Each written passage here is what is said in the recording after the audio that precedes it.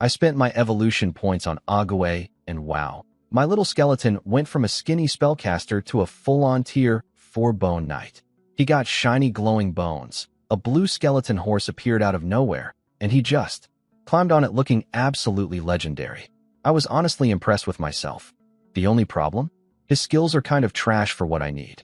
He has Hellfire, which boosts spell damage. Great idea, except Agaway has 0 attack spells. It's like giving a fish a bicycle.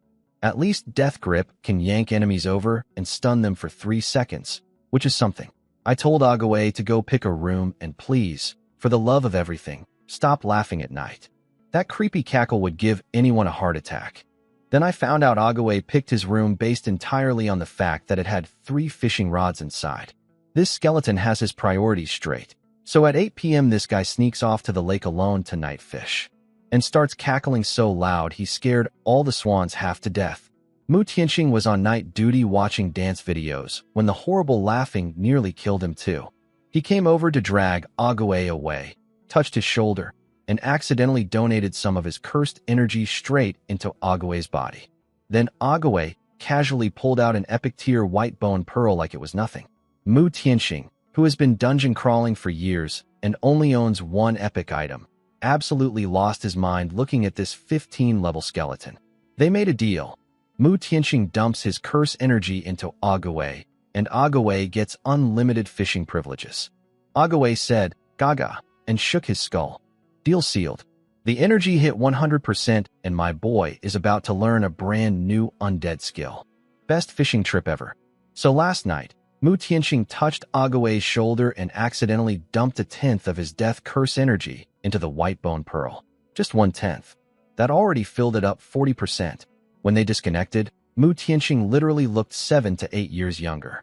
The man was so happy he immediately called some woman named Luo Yushang and told her to drop everything and become mayor of Tianfeng City, just to babysit my skeleton. A vice guild master. As a babysitter. For my fishing skeleton. Incredible. Meanwhile, Agaway was just sitting there zoning out, but actually he was thinking hard about what cool spell to learn. I told him I wanted something magical and flashy, and this little genius delivered beyond my wildest dreams. White Bone Throne. A literal floating skeleton throne that blasts everything in range and can stack damage infinitely the longer it charges. Oh, and I can SIT on it. My boy got me a royal throne. I almost cried. Next morning, Sun Tzu showed up with breakfast and news that school wanted to hire a combat instructor. The moment I heard, instructor fee is not cheap, I called the principal immediately. Principal Chun, I know a master-level instructor. We'll work at senior-level prices. Trust me, Sun Tzu lost his mind when I summoned Ali, standing there in silver armor, holding his violin like an absolute painting come to life. Bro, he'll kill us in 1 hit, Sun Tzu said, sweating. Relax, I said. He'll control his strength. Worst case, just a few broken bones. Sun Tzu did not look comforted. We were walking to school, literally 1 kilometer away, when the sky suddenly went dark. A giant zombie statue dropped from the sky 100 meters in front of us. Its eyes lit up blood red, covering 5 kilometers in creepy light, making the most horrible grinding teeth sound I've ever heard. And then a purple portal just sucked us both in. No warning. No tutorial. Just gone. Back in the city, every alarm went off at once. Nightmare difficulty dungeon. Level 10 to 20. 25 person limit. 2 players already trapped inside. 2 hours to clear it before the monsters break free into the city. Those 2 players were obviously me and Sun Tzu. We really just wanted to go to school, man. Outside, everyone was panicking about me and Sun Tzu being sucked into a nightmare difficulty regional dungeon. Guild Master Lin Yandong was rushing over with 100 people. Deputy Mayor Shin Chong was setting up barriers. Everyone was saying, "Oh no, those poor kids won't survive." Meanwhile, I looked at the dungeon info screen and thought, perfect. I had been searching all last night for a good level 15 to 20 nightmare dungeon and couldn't find one. Every good one was either taken or didn't have nightmare mode. And now the universe just literally vacuum sucked me into exactly what I needed. I snapped my fingers to call Agaway. He appeared wearing a little yellow straw hat, holding a fishing rod. This skeleton went fishing at 6 a.m. before getting summoned into a life or death dungeon. Absolutely incredible. Absolutely unhinged. I love him. Put the rod away. We're working. Ague cackled, put away his fishing gear, and summoned 5,000 undead creatures. 5,000. Just casually. Then he stopped, and I was like, why did you stop? Then he pulled out the white bone throne. A giant, glowing crystal skeleton throne materialized behind me. Ague walked over, bowed deeply, and gestured, my king. Please sit. I sat down. It was honestly really comfortable. My only concern was whether Ague might accidentally blow me up when using it in combat. Valid concern. The throne floated into the air. Ague rode his skeleton horse forward. 5,000 undead marched behind us. And then Ali, completely unprompted, started playing violin. He chose a holy-sounding Buddhist melody for an army of undead zombies. In a zombie dungeon, we looked more evil than the actual monsters inside. I cannot stress this enough. 5 minutes in, we met the first enemies, level 16 tier 3 elite jungle zombies. Tough stats, nasty poison bite, lots of HP. I leaned back on my throne, tilted my head slightly, and said, destroy them. Ague screamed his battle cry, and the entire undead flood just swallowed those 8 zombies whole. Under 1 minute. Gone. For 1,000 EXP. Regional dungeons give several times more experience than normal ones. I'm getting 2 to 3 levels from this trip easy. Best accidental field trip ever. The dungeon counter suddenly hit 25/25. The professional assault team had arrived. I had one thought. Those guys are not stealing my boss experience. Ague. Faster. Ague yanked his skeleton horse reins and waved his arm forward like a general leading a cavalry charge. 5,000 undead creatures went full send through the jungle, absolutely demolishing every zombie in sight like a plague of locusts. 42 jungle zombies. 15 minutes. All dead. All mine. We even got loot, some jungle boots, and a poison dagger. Pretty good stuff. I equipped the boots, lost my set bonus, gained 3% speed. Honestly fine. With Ague's, everyone for me. Talent keeping me alive through the undead army. Whether I have 1,000 more or less HP means literally nothing. I am functionally immortal as long as my skeleton army exists. Past the jungle we hit an abandoned military camp. New enemy unlocked. Disease zombies. Level 17. Giant bloated things waddling around leaking green poison gas that melts your defense. Oh, and when they die they explode and blast everything within 5 meters. Rude. Extremely rude. I leaned back on my throne and casually announced, ranged attacks only. Melee troops, don't get blown up. Ague, who used to just mindlessly charge everything, actually organized the troops.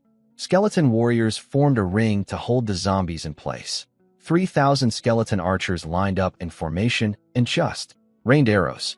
Each archer does like 30 damage, but 3,000 of them firing together? 100,000 damage per volley. 3 volleys per zombie. Clean, efficient, beautiful. Boom. First zombie dies and explodes, blasting a few dozen skeleton warriors into bone fragments. Ague immediately raised his hand and summoned 100 more soldiers. 10 minutes later, all 34 disease zombies were dead. And somehow my army didn't shrink, it grew by 3,000. We're at 12,000 undead now. We came in with 5,000. The dungeon is accidentally feeding us. We got 3 identical golden accessories from the loot. Active HP recovery items, absolutely premium gear. I gave one to Ollie. The other 2? I'll sell them later. Me personally using a save your life item is pointless when I cannot die. Deeper into the camp near the kitchen, a nearly 2-meter tall zombie walked out carrying a giant horse-slaying sword. Zombie Centurion. Level 18. 500,000 HP. Skills. A double-slash combo that guarantees a critical hit, a bloodthirst charge that stuns, a rage mode below 30% HP, and an immunity to crowd control for 5 seconds. Nasty. Genuinely nasty. It spotted me floating on my throne immediately and locked eyes with me, then realized I was too far away to reach. So it turned around and looked at Ollie instead. Ollie, standing there in silver armor, holding his violin, completely calm. Poor Centurion. It had no idea what it just chose to fight. So the zombie Centurion completely ignored my entire army of 12,000 undead and decided Ollie was the biggest threat in the room. Honestly, correct assessment. Terrible life choice. It charged at Ollie with its giant horse-slaying sword. Agaway, absolutely offended at being ignored, yanked it back mid-charge with death grip like, "Excuse me, you're fighting me first." So Agaway and the Centurion started just hitting each other. A skeleton and a zombie going back and forth like two drunk guys in a parking lot.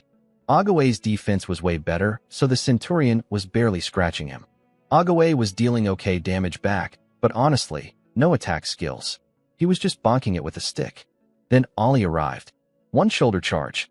Stunned for 0.4 seconds. Centurion activated its unyielding immunity skill. Ollie didn't care. He had already been charging his sword slash the whole time. Minus 253,000 critical hit. Then another slash. Then a 3-combo sweep. Total damage, nearly 700,000. The Centurion had 500,000 HP. Ollie dealt 200,000 extra damage than the thing had health. The unyielding immunity hadn't even expired yet when it died. It never got to use its finishing move. Just absolutely, completely, embarrassingly deleted. I said, "Nice work, Ollie." "Good job, Agaway, too." I was sitting on my floating bone throne the entire time watching. Everyone else has to walk on the ground. People literally have to look up at me. I love this dungeon. The loot dropped a skill book, a platinum sword, and a special dungeon key crystal. I gave Ollie both the sword and the skill book. The unyielding immunity is perfect for him against bossy, control-heavy enemies. He was very happy. Ollie being happy equals more things getting deleted equals good for me. First area cleared. 1 out of 4 done. 3 purple portals appeared. Poison Laboratory, General's Corridor, Scholar's Library. I had 1 hour 35 minutes left. One area took 25 minutes. For areas plus final boss. Math was tight. I picked the Scholar's Library. Magic-type monsters have low HP. Easier to kill. Smart choice. I am a genius. Meanwhile outside, Guild Master Lin Yandong and Deputy Mayor Shinchong were watching the dungeon map on the zombie statue and saw one area go dark, meaning cleared. They were both smiling proudly, patting each other on the back, assuming the 23-person assault team worked incredibly hard to clear it so fast. The assault team really came through. At this rate, they'll finish in time, no problem. The assault team had just entered their second corridor. They hadn't cleared anything yet. That was me. Alone. With my skeleton army. Nobody outside knew. And somewhere in the assault team, a quiet guy with glasses pushed them up and muttered, "Idiots walking toward their deaths," which is either very suspicious or very dramatic. Probably both. I was busy clearing dungeons inside, completely unaware that outside, things were going absolutely insane. While Deputy Mayor Shinchong was casually complimenting how fast that Lin Yuan kid was moving through the dungeon, a massive dark shockwave came out of nowhere and one-shot the barrier that could absorb 500,000 damage. Just deleted it. First hit. Gone. A man in black robes floated down from the sky holding a spell book with a purple skull on the cover, looking maximally evil and extremely pleased with himself. Named Xiao Jun, Dark Knights Guild, level 56 Dark Mage. Just showed up in the middle of the city like a final boss cutscene nobody ordered. Guild Master Lin Yandong immediately summoned his ice staff and went up to stall him. Froze the entire surrounding 100 meters into a winter wonderland. Xiao Jun yawned essentially, pointed one finger, and summoned a dark magic dragon that breathed on the entire ice world and just melted it. Lin Yandong survived only because he had 3 defensive skills active simultaneously. Still got badly hurt. Then Xiao Jun cast a mass imprisonment spell that froze everybody in purple magic bubbles. Guild Master, Deputy Mayor, everyone. Can't move. Can't act. Everyone except Liao Chun, the enforcement captain, who broke free with a wind technique and unleashed hundreds of punches in 3 seconds. Xiao Jun literally caught him with a demon hand that appeared behind him. Squeezed. Crack. Bone sounds. Liao Chun dropped to the ground. Status unknown. Weak. Also weak. Xiao Jun went full villain speech mode. The strong should rule everything. Then the real reveal dropped. Xiao Jun had deliberately moved this dungeon into the city. The whole thing was his plan. He wanted to use a sacrifice magic circle, using an entire city of humans as fuel to temporarily summon a level 60 dark dragon from the demon world into the real world. In exchange, the dragon promised him its SSS level dark magic talent. He even planted a spy inside the assault team to make sure nobody cleared the dungeon in time. He was standing there activating his sacrifice circle, everyone trapped, dungeon timer running down, and genuine despair spreading through the crowd, when suddenly the air went ice cold. A white figure came shooting across the dark sky like a meteor. White outfit, light blue embroidery on the sleeves. A sword. One name came out of Xiao Jun's mouth, and he immediately, activated every single defensive skill he had all at once. Black dragon armor, demon skin, magic shield, dark transformation. All of them. No hesitation. Pure survival panic. Didn't matter. A white branch of sword light appeared in the sky, went straight through Xiao Jun's body, and bloomed into white flowers all around him, wrapping him like a snow lotus. Beautiful. Poetic. Absolutely devastating. The flower exploded. Xiao Jun, deceased. Every imprisonment spell broke instantly. Everyone was free. The woman landed lightly in front of the statue, back turned to everyone, and said in a cool, calm voice, "Where is Lin Yuan?" Not a question. A statement. And I was still inside the dungeon completely oblivious, probably yelling at Ague about fish.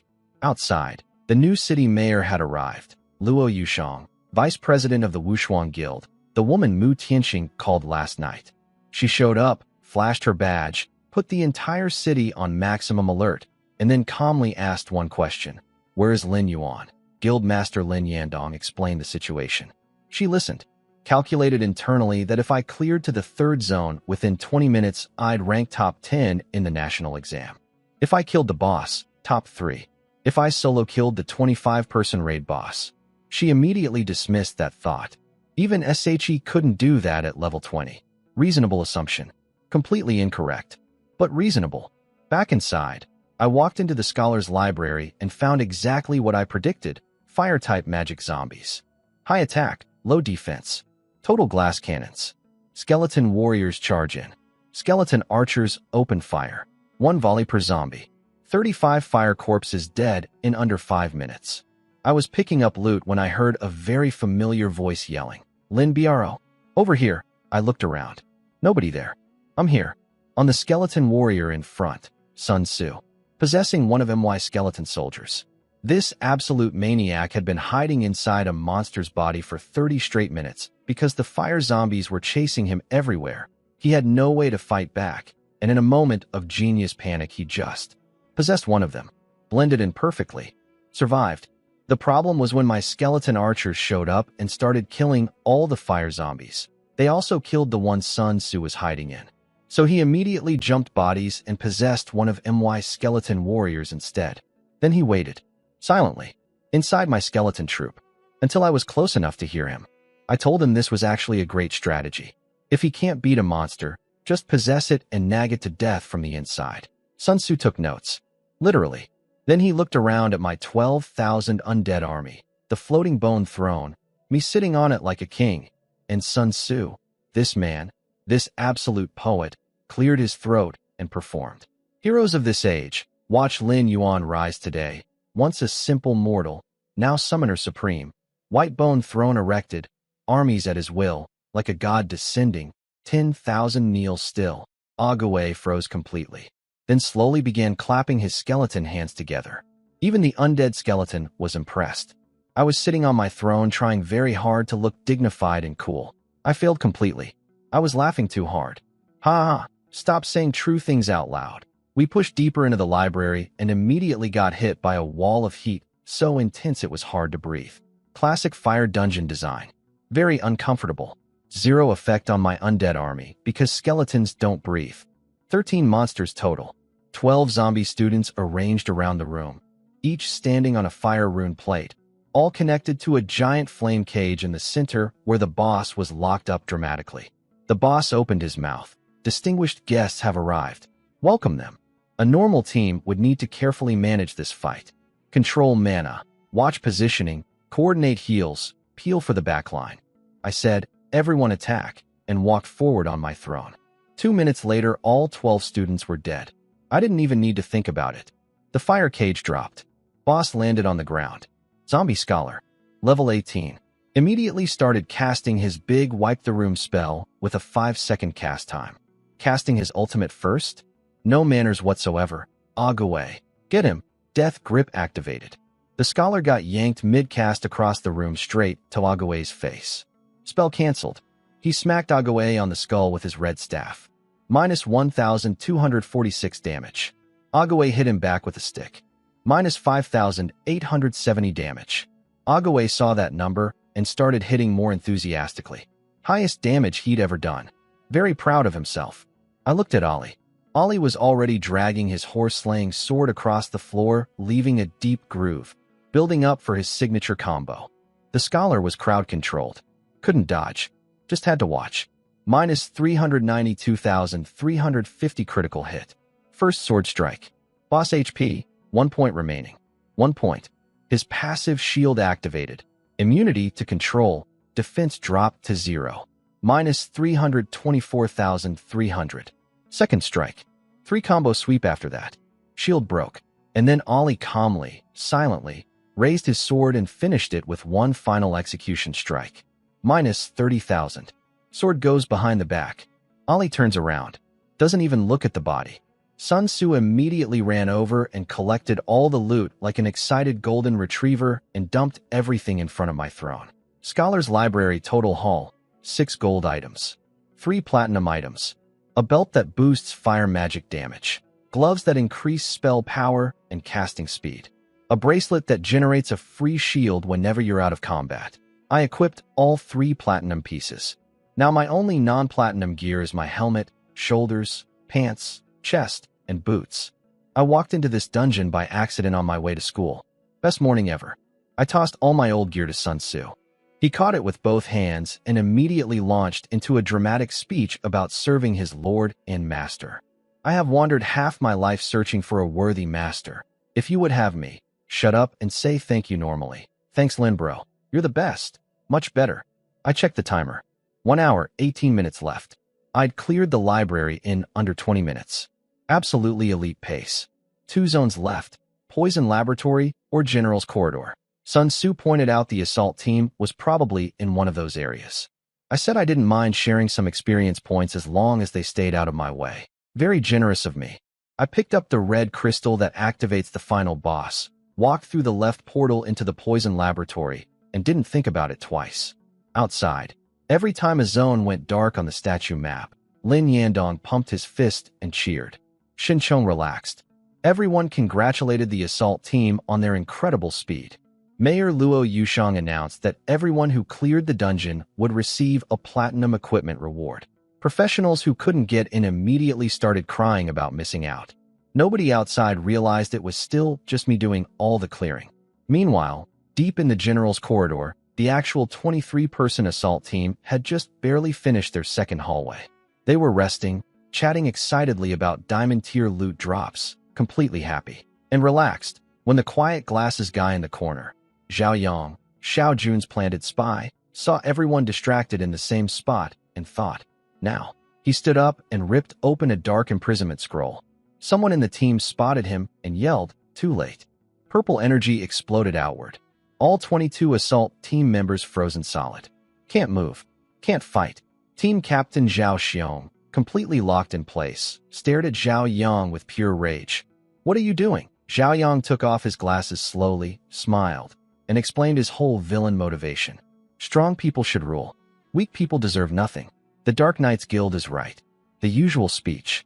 Then he dropped the real news. After today, Tianfeng City will cease to exist. Darkness is coming to the real world. 22 elite professionals. Frozen. Trapped. No way out. And I was in the Poison Laboratory completely unaware, probably sitting on my throne while Agaway fished between combat encounters. Dungeon on a timer. Spy activated. City at risk. Everything was totally fine. Outside, Lin Yandong was staring at the dungeon map, confused about why Lin Yuan wasn't moving into the boss area after clearing the corridor. Everyone was theorizing, maybe cooldowns, maybe summoned creatures died, maybe waiting for backup. They were all watching the wrong zone entirely. I was in the Poison Laboratory. Nobody outside knew. The new enemies were poison gas zombies. Green, bloated, constantly leaking toxic fumes, uglier than the disease zombies from before, which I didn't think was physically possible. They looked like human-shaped toads. Sun Tzu pinched his nose just looking at them. These things are so gross, Lin bro. I deeply agreed. 0 notes. Agaway. Destroy them. Agaway, who has absolutely no concept of ugly, and just sees whatever Lin Yuan dislikes as an enemy, charged in immediately. Too enthusiastically. 6 zombies simultaneously sprayed poison directly into his face and paralyzed him on the spot. He just stood there, getting sprayed, in the middle of the enemy formation. Your summon is very brave, Sun Tzu said, in a tone that was definitely not a compliment. Yep, I said proudly. Agaway is extremely brave. Agaway stood there absorbing all the attention while my skeleton archers shot everything around him. He cannot die. This is a valid strategy. I'm calling it the Agaway tank protocol. 34 poison zombies deleted. Level up to 17. Sun Tzu hit level 13 just from healing on the side. We got 4 level, 2 poison gemstones from the loot. Not the most exciting drop, but still worth something. We pushed into the actual laboratory building. Narrow corridors, so my throne couldn't fit. I had to walk like a regular person. Genuinely humiliating. Inside, a sign on the wall said, Laboratory Center 500 meters. Sun Tzu immediately got suspicious. Lin bro, which boss literally posts directions to their own lair. This is obviously a trap. Reasonable point. Agaway, go check. Agaway trotted down the right corridor on his skeleton horse, completely unbothered. 2 minutes later we heard cackling from ahead. No screaming, no explosion. All clear. We walked to the center. The door opened on its own.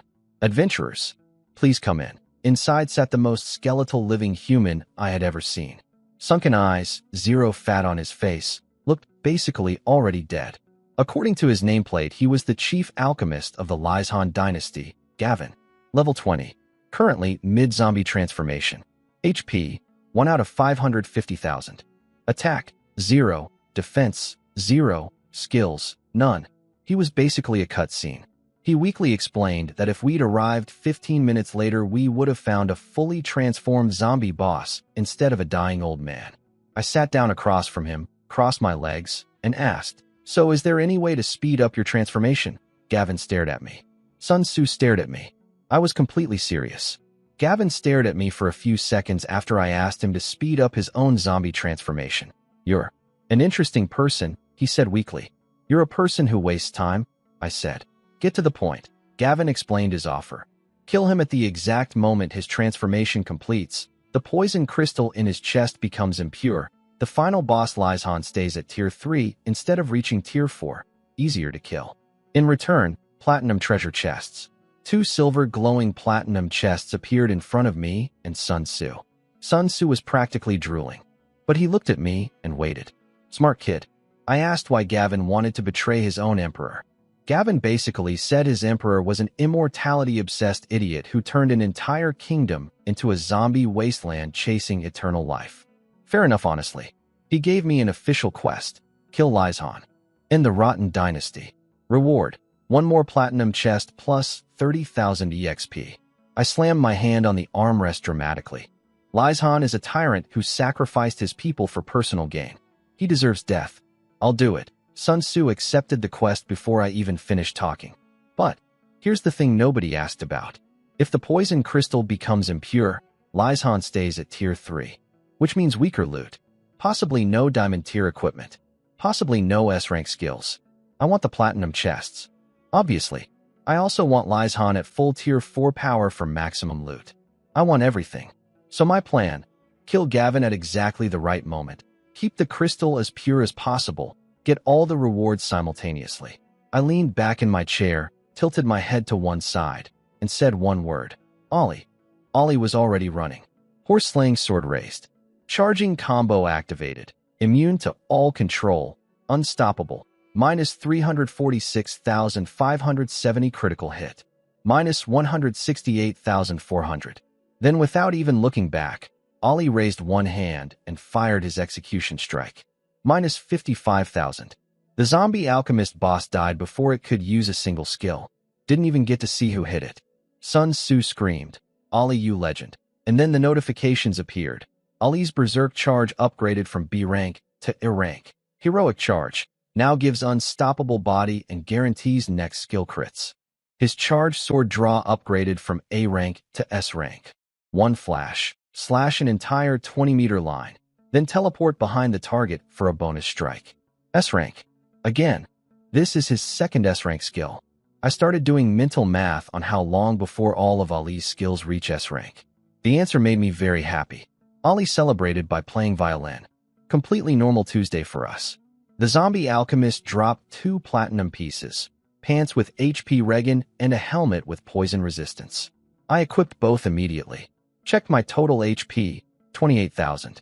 For reference, the assault team captain Zhao Xiong, level 20 tank, full endurance build, all gold gear, has barely 10,000 HP at max buffs. I'm level 17. Just saying. Picked up the poison crystal, stepped through the portal into General's corridor, and heard everyone outside celebrating another zone clearing. Mayor Luo Yusheng nodded approvingly, thinking the assault team was crushing it. 3 zones cleared. All me. Nobody outside knew. Walking through the corridor with Sun Tzu, he asked if Gavin the alchemist was a good person or bad person. Obviously good, I said immediately. He gave us a quest and dropped equipment. If he's not a good person, nobody is, Sun Tzu thought about it. Yeah, great guy actually. The first hallway had 0 zombies. Assault team cleared it already. Sun Tzu pointed out we hadn't seen the assault team yet, which meant they were probably stuck and definitely hadn't reached the boss. Should we let them fight the boss first if they get there? We're not stealing bosses, I said. That's bad manners. Besides, I already killed 3. Then we heard screaming from ahead. Not monster screaming. Human screaming. The entire assault team was frozen solid in purple imprisonment bubbles, yelling every insult imaginable at a guy named Zhao Yang, the spy Xiao Jun planted inside. He was standing there smiling while 22 professionals called him every name in existence. Completely unbothered. Time's almost up, Zhao Yang said calmly. You can't clear the dungeon. The city dies. And you won't even get to watch, Sun Tzu whispered. Lin bro. Traitor. I heard. I thought for a second. Regional dungeon appearing out of nowhere. Sacrifice magic circle outside. Spy inside. The real target was never the dungeon. It was the entire city. So what do we do? Sun Tzu asked. I smiled. We ruin their plan. I want to see who stops me from clearing this dungeon. Ague rode around the corner on his skeleton horse. 10,000 undead followed behind him. Everyone, the frozen assault team and Zhao Yang, went completely silent. Zhao Yang was confused. Skeletons? Why are there skeletons here? The assault team was equally confused. They'd cleared all the monsters already. Where did these come from? Then I floated around the corner on my white bone throne, leaning sideways, looking absolutely unbothered. 10,000 undead below me. Ali standing at my left holding his sword like a royal guard. Everyone stared. For a full moment, everyone genuinely wondered if I was the final boss of the dungeon. Captain Zhao Xiong snapped back to reality first, recognized I was human, and immediately went full desperation mode. We're the assault team. He's the traitor.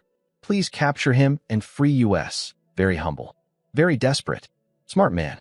I looked at Zhao Yang, looked at the frozen assault team, then looked back at Zhao Xiong and said, you should actually be thanking him. What? If he hadn't locked you all here, you'd already be dead. Captain Zhao Xiong got a little offended when I implied they would have died. We pushed to the boss room in 40 minutes. We would have won if not for the traitor. I didn't bother arguing. Some people's brains just can't process information bigger than their experience. Sun Tzu had 0 patience for that though. He stepped forward, hands on hips. You know why my Lin bro is here right now? Because there were 4 zones total. He already cleared the other 3. Solo. In under an hour. Killed 3 mini-bosses. This is the last one. Dead silence. Wait. 2 people cleared 3 zones while 23 of us barely got through 1 corridor? Correction, Sun Tzu said proudly. Not 2 people. Just Lin bro. Zhao Yang decided this was his moment to pull out another dark scroll and do something dramatic. Ague grabbed him with death grip before he finished unrolling it. Yanked him across the room. Took the scroll right out of his hand. Tossed him into a wall. Skeleton soldiers pinned him to the floor. The whole thing took maybe 4 seconds. Ague presented the scroll to me like a gift. It was a one-time magic scroll dealing 50,000 damage plus permanent defense reduction. I looked at it. Looked at Zhao Yang. You had this and chose to stand there smiling instead of using it immediately. Zhao Yang nearly coughed up blood from pure embarrassment. I pocketed the scroll. Thanks for the gift. He refused to explain how to remove the imprisonment spell, said only time would break it. I shrugged. Honestly, fine. Frozen teammates means no EXP sharing. Zhao Yang, still pinned on the floor with skeleton soldiers on top of him, started laughing when he saw the mini-boss stats. Zombie Guard Commander. Level 20. 700,000 HP. For AoE skills. Short cooldowns. You'll all die, he cackled. Your trash skeletons can't survive one skill. The assault team looked at the stats and went pale. He wasn't wrong. That fourth skill alone could wipe the entire team. I looked at Zhao Yang. Looked at the boss. Looked back. Ollie. Agaway helpfully grabbed Zhao Yang and turned his face directly toward the boss so he couldn't look away. Watch carefully. Silver flash. Ollie moved so fast he left an afterimage. Heroic charge. Unstoppable. Immune to everything. Slammed into the boss, stunning it instantly. One flash activated. Sword tip glowing white. Pierced straight through. Minus 357,980 critical hit. Ollie teleported behind the boss before it could react. Second slash. Minus 359,880 critical hit. Ollie walked back toward everyone after the kill, sword on his back, footsteps slow and steady like a war drum. The entire assault team stood with their mouths open. Did that just happen? 700,000 HP, level 20. Defense 8,000. Deleted by a level 17 summon in 2 hits. Someone pinch me. Actually no, someone splash water on me. Meanwhile Agaway still had Zhao Yang by the throat. Zhao Yang, seeing all of this, immediately switched from villain speech mode to begging mode. I was wrong. Please spare me. I can provide information. Agaway's hand accidentally applied a tiny bit of extra pressure. Crack. Zhao Yang went quiet. Outside, everyone saw the last zone clear and celebrated. Then saw the head count drop by 1 and got sad, worried it might be me. It was not me. I was fine. I was literally sitting on a floating throne. The mini-boss dropped 2 platinum items, a whetstone accessory that boosts first strike damage, and a shield with absolutely ridiculous defense stats. Captain Zhao Xiong stared at that shield like a man seeing water in a desert. He knew he wasn't getting it. I killed the boss alone. Loot is mine. I gave Ollie the whetstone. Kept the shield for selling later. Then I picked up the last magic crystal, gray, joining the red, green, and yellow ones I already had. For crystals total, I walked to the wall slots and inserted them one by one. The walls shook, rumbled, collapsed inward. A 3-meter-tall zombie emperor in bright yellow armor stepped out. Lies Han, ruler of the dynasty. Tier 4 commander. Level 22. 1,200,000 HP. 3 phases. The assault team collectively stopped breathing. Tier 4 commander boss, Zhao Xiong whispered. We can't fight that. We literally cannot fight that. Lies Han sat on his throne, looked down at everyone like they were insects, and spoke in a voice that rattled everyone's eardrums. Interesting. You dare challenge me at full power. Did that fool Gavin not tell you how to weaken me? I snapped my fingers. Agaway materialized my white bone throne behind me. I leaned back, floated up to eye level with Lies Han, and looked at him directly. Gavin told me exactly how to weaken you. I said, kill him at the moment of transformation. Keep the crystals impure. Stop you from reaching tier 4. Lies Han waited. I tilted my head sideways onto my hand. I didn't do it. I wanted to see what full power tier 4 you looks like. Specifically whether you're tough enough to survive one hit from Ollie. Lies Han laughed at my confidence. Big dramatic emperor laugh. Then mid-laugh flipped to absolute rage and screamed, how dare you? Classic unstable ruler behavior. Gavin was right to betray him. He activated his crystals and summoned zombie phantoms to help. I told Ollie to go break his throne specifically. Not kill him. Break his throne. Ollie charged in. Heroic charge. Unstoppable. Immune to everything. Blew straight through the phantom's fire cage spell like it wasn't there. Slammed into Lies Han. Guaranteed crit activated. 1 flash. Minus 534,680 critical hit. Teleport behind. Second slash. Minus 427,430. The Emperor's throne cracked in half underneath him. Lies Han fell off it and hit the floor. A 3-meter zombie Emperor. Collapsed. On the ground. Looking absolutely undignified. You broke my precious throne. He was so angry about the throne specifically that he skipped phase 2 entirely and went straight to phase 3. swallowed all 4 crystals at once, transformed into a 5-meter giant zombie, roared about the power of demon gods. Ollie dodged his slow charge, turned around, and started his combo again. 3 slashes. Execution strike. Lies Han, 1 HP remaining. Ollie, still full health. Completely unbothered. Then Liashan's final skill activated. Immunity to death for 5 seconds. Attack speed tripled. He started hitting Ollie so fast, it was genuinely dangerous. 30,000 damage in under a second. I was not letting Ollie go into death recovery state. Ague already knew. He raised his hand, cackled, and yanked Lies Han over with death grip. Hit me instead. Lies Han absolutely lost it on Ague for 3 full seconds. Bones flying everywhere. It was genuinely violent. Death grip ended. Ague still had 14,000 HP left. Lies Han, trying to die with dignity, activated his final sword skill to take Ague down with him. Ague bonked him with his stick. Minus 15,000. Minus 2,437. That second number appeared on Ague's skull. He was completely fine. Some random skeleton archer 10 meters away got hit by the shockwave and exploded for no reason. Lies Han, 1 HP. Ague bonked him again. Done. 40,000 EXP. 30,000 quest bonus. Level 18. Dungeon cleared. 1 hour 14 minutes. Perfect clear achieved. Summoned full power Lies Han and killed him anyway. Reward. A golden crystal ball. A dungeon installation crystal that creates a permanent portal to this dungeon. Plus 2 random bonus traits to add to the dungeon permanently. I spun and got. Divine Blessing. Die inside and you can respawn after 30 minutes once per day. And basic magic resistance. 10% less magic damage inside. I stared at this crystal for a long moment. I think I just accidentally created something incredibly valuable. A full regional nightmare dungeon. Gold tier, loot minimum.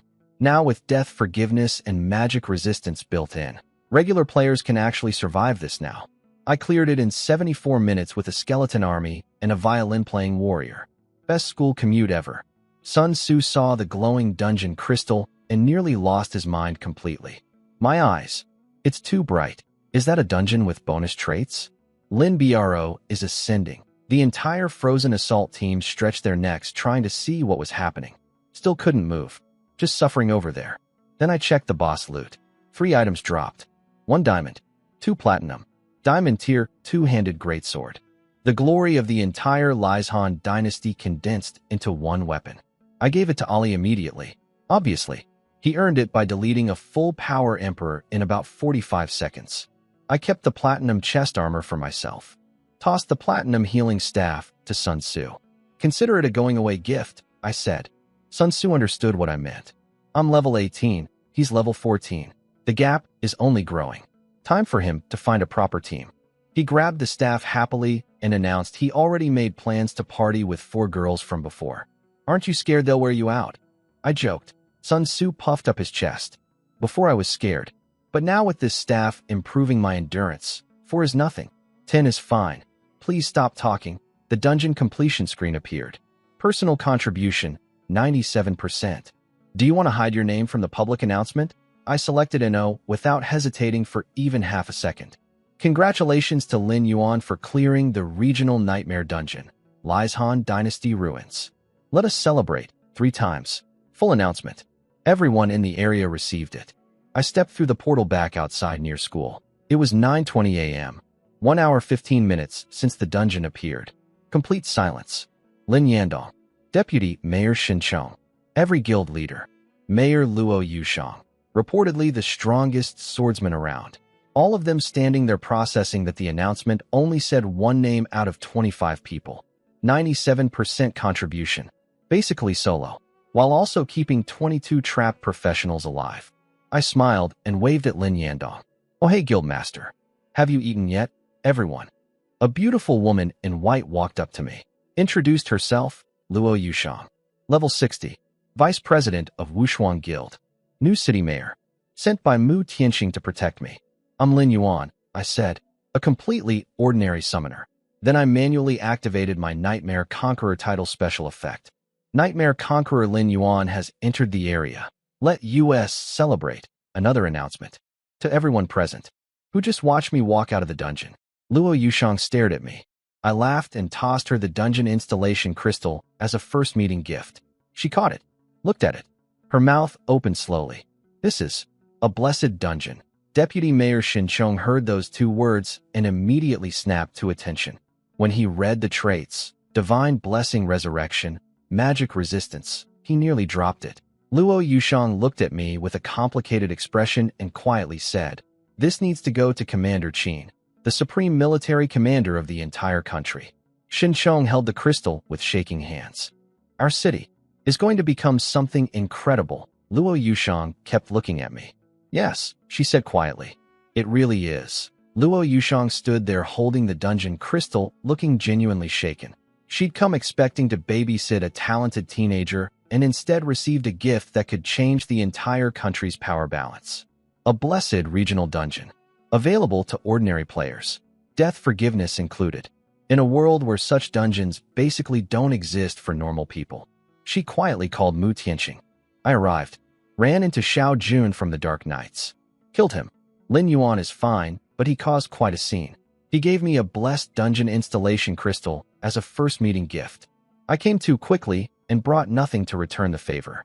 That's your problem now. She hung up before he could respond, then turned to me with a much warmer expression and said Mu Tianqing was waiting for us. She pulled a tiny airplane model from her backpack, tossed it into the air, and it expanded into a full, unmanned passenger jet.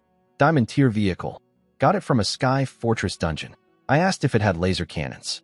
"It's a civilian transport," she said. Disappointing, but cool. Before boarding, I finally checked my dungeon clear rewards. 43,000 evolution points. 50,000 EXP. 10 times the rewards of a normal dungeon. I need 50,000 points to upgrade Ollie to tier 5. 2 more normal dungeons, and he's there. Tier 5 Battle General Summon.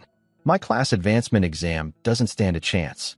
Back at the residential compound, Mu Tianqing was lounging in a security guard uniform, looking noticeably younger and genuinely relaxed.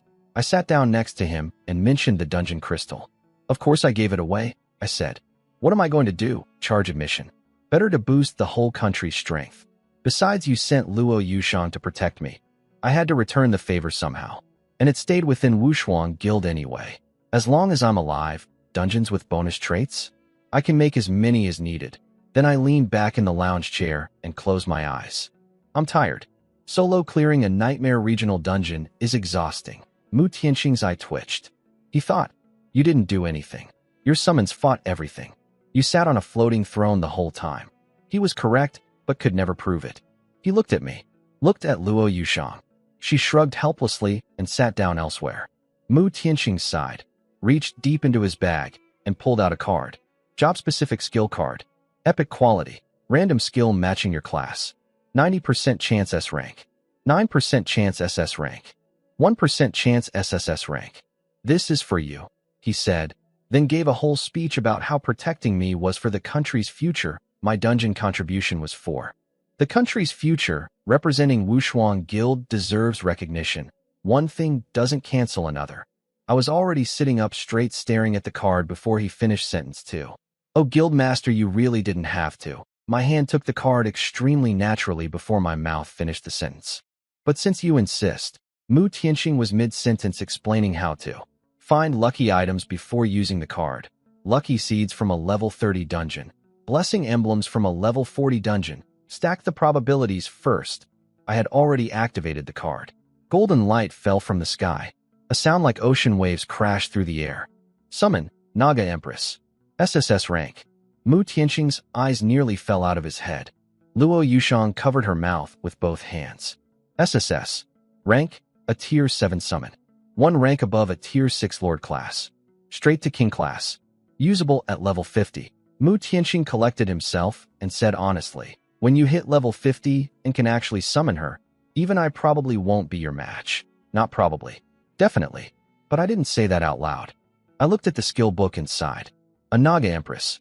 I mean, it's okay, I guess. I actually wanted a dragon. For style reasons mainly.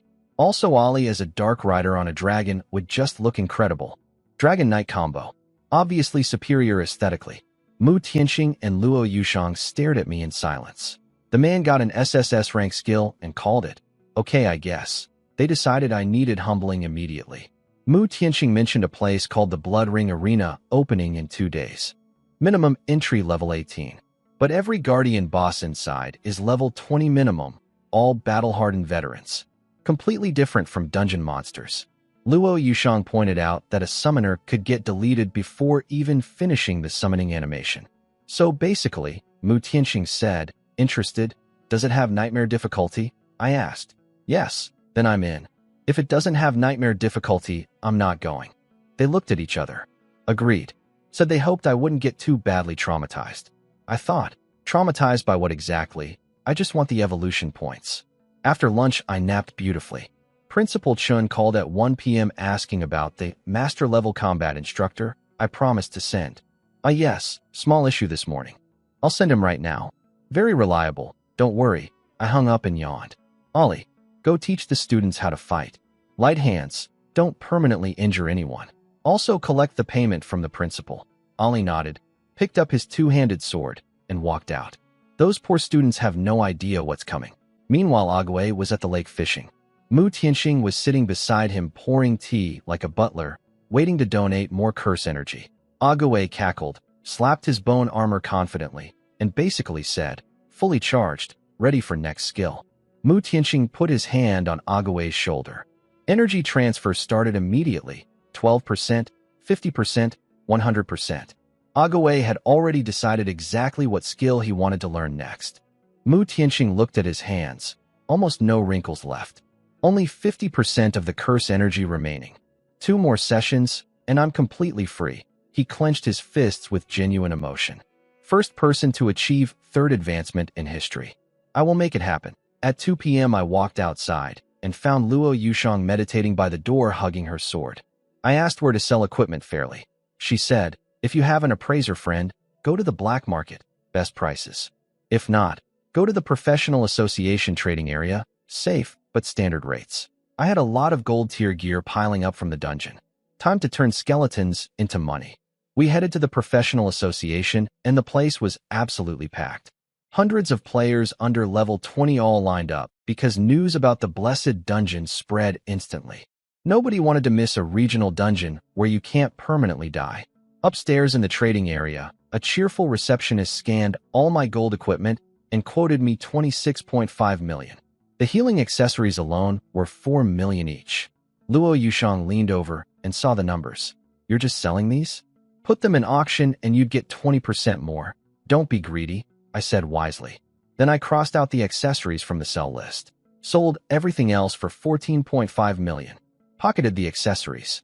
Luo Yushang was confused for about 30 seconds until she followed me downstairs to the dungeon entrance area and watched me set up a street stall on the floor. "Come look, come see. Nightmare Regional Dungeon Accessories.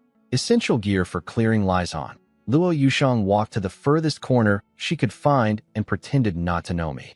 Apparently, the vice president of the top guild cannot be seen running a street stall. Fair enough. I laid out 4 accessories, 2 healing stones, 2 mana stones.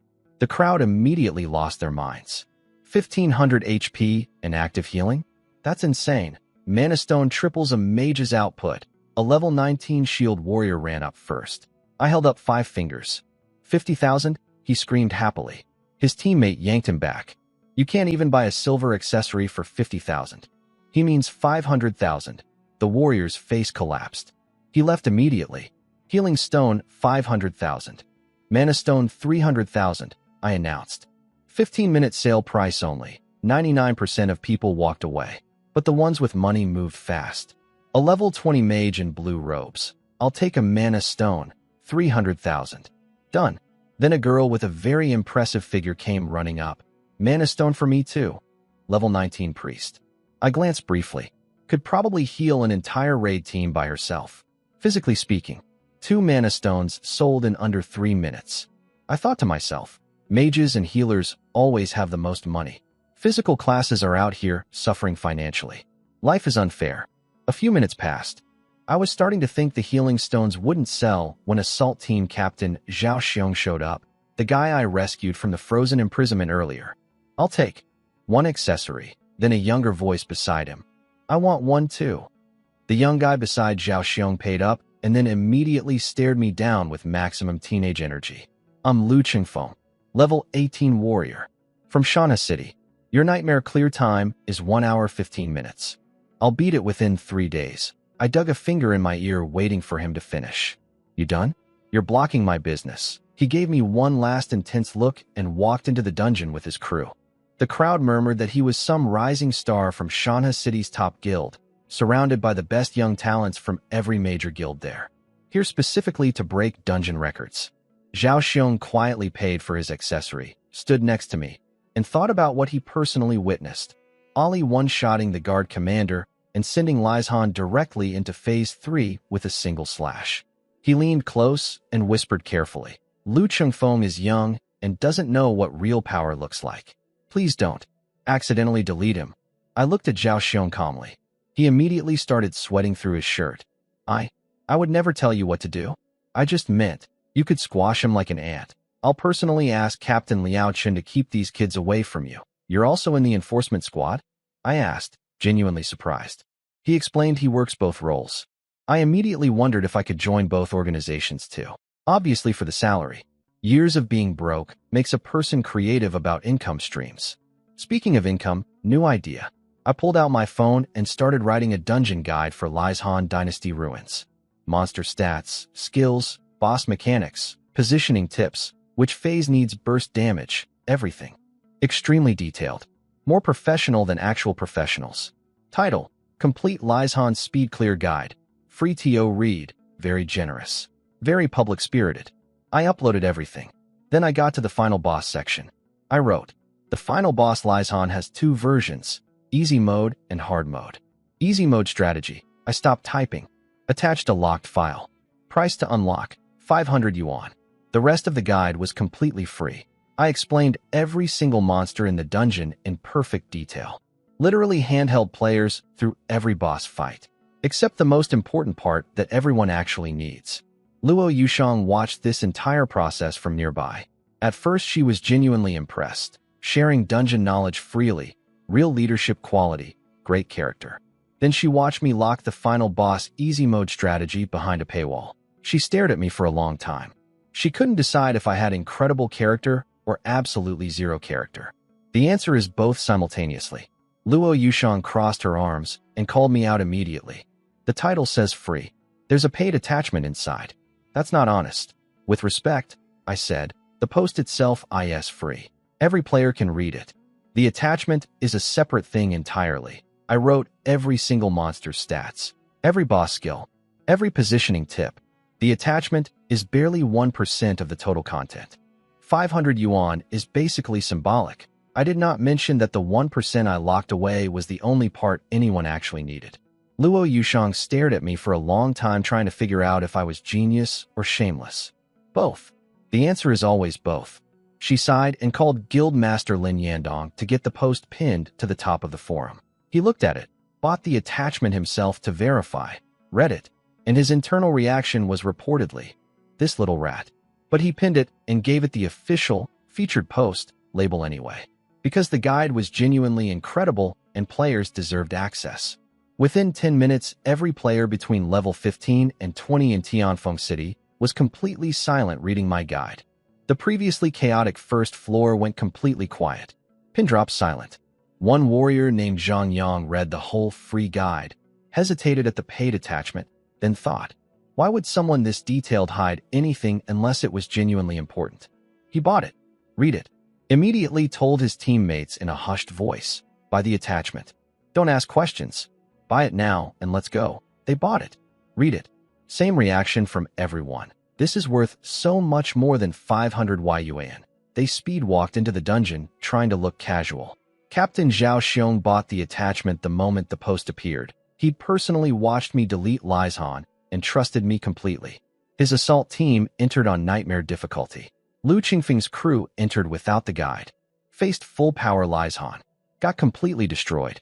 Survived only because of the blessed resurrection trait. They stumbled back out bruised and embarrassed. Team Captain Lu Qingfeng trying to maintain dignity. We were unprepared. Tomorrow we come back. I've already learned Lieshan's attack patterns. We're Shanha City's elite. We cannot lose to a second-tier city's players. Then the announcement system started going off. Congratulations to Zhao Xiong and 24 others. Lizhan Ruins cleared on Nightmare difficulty. Time, 1 hour 58 minutes. Congratulations to Zhang Yang and 24 others. Lizhan Ruins cleared on Adventure difficulty. Time, 1 hour 59 minutes. Then another. And another. Multiple clears back to back. Lu Chengfeng stood there with his mouth open watching the notifications pile up. What? What is happening? How is everyone clearing this? The answer was 500 yuan and a very dishonest post title. Zhao Xiong's team walked out of the dungeon with their chests puffed up, platinum equipment freshly equipped, looking extremely pleased with themselves. Zheng'er, the guy who verbally destroyed Zhao Yang earlier, immediately started talking very loudly near Lu Qingfeng. That dungeon guide is absolutely incredible. Honestly, if you just follow the steps, basically anyone with a functioning brain can clear it, right?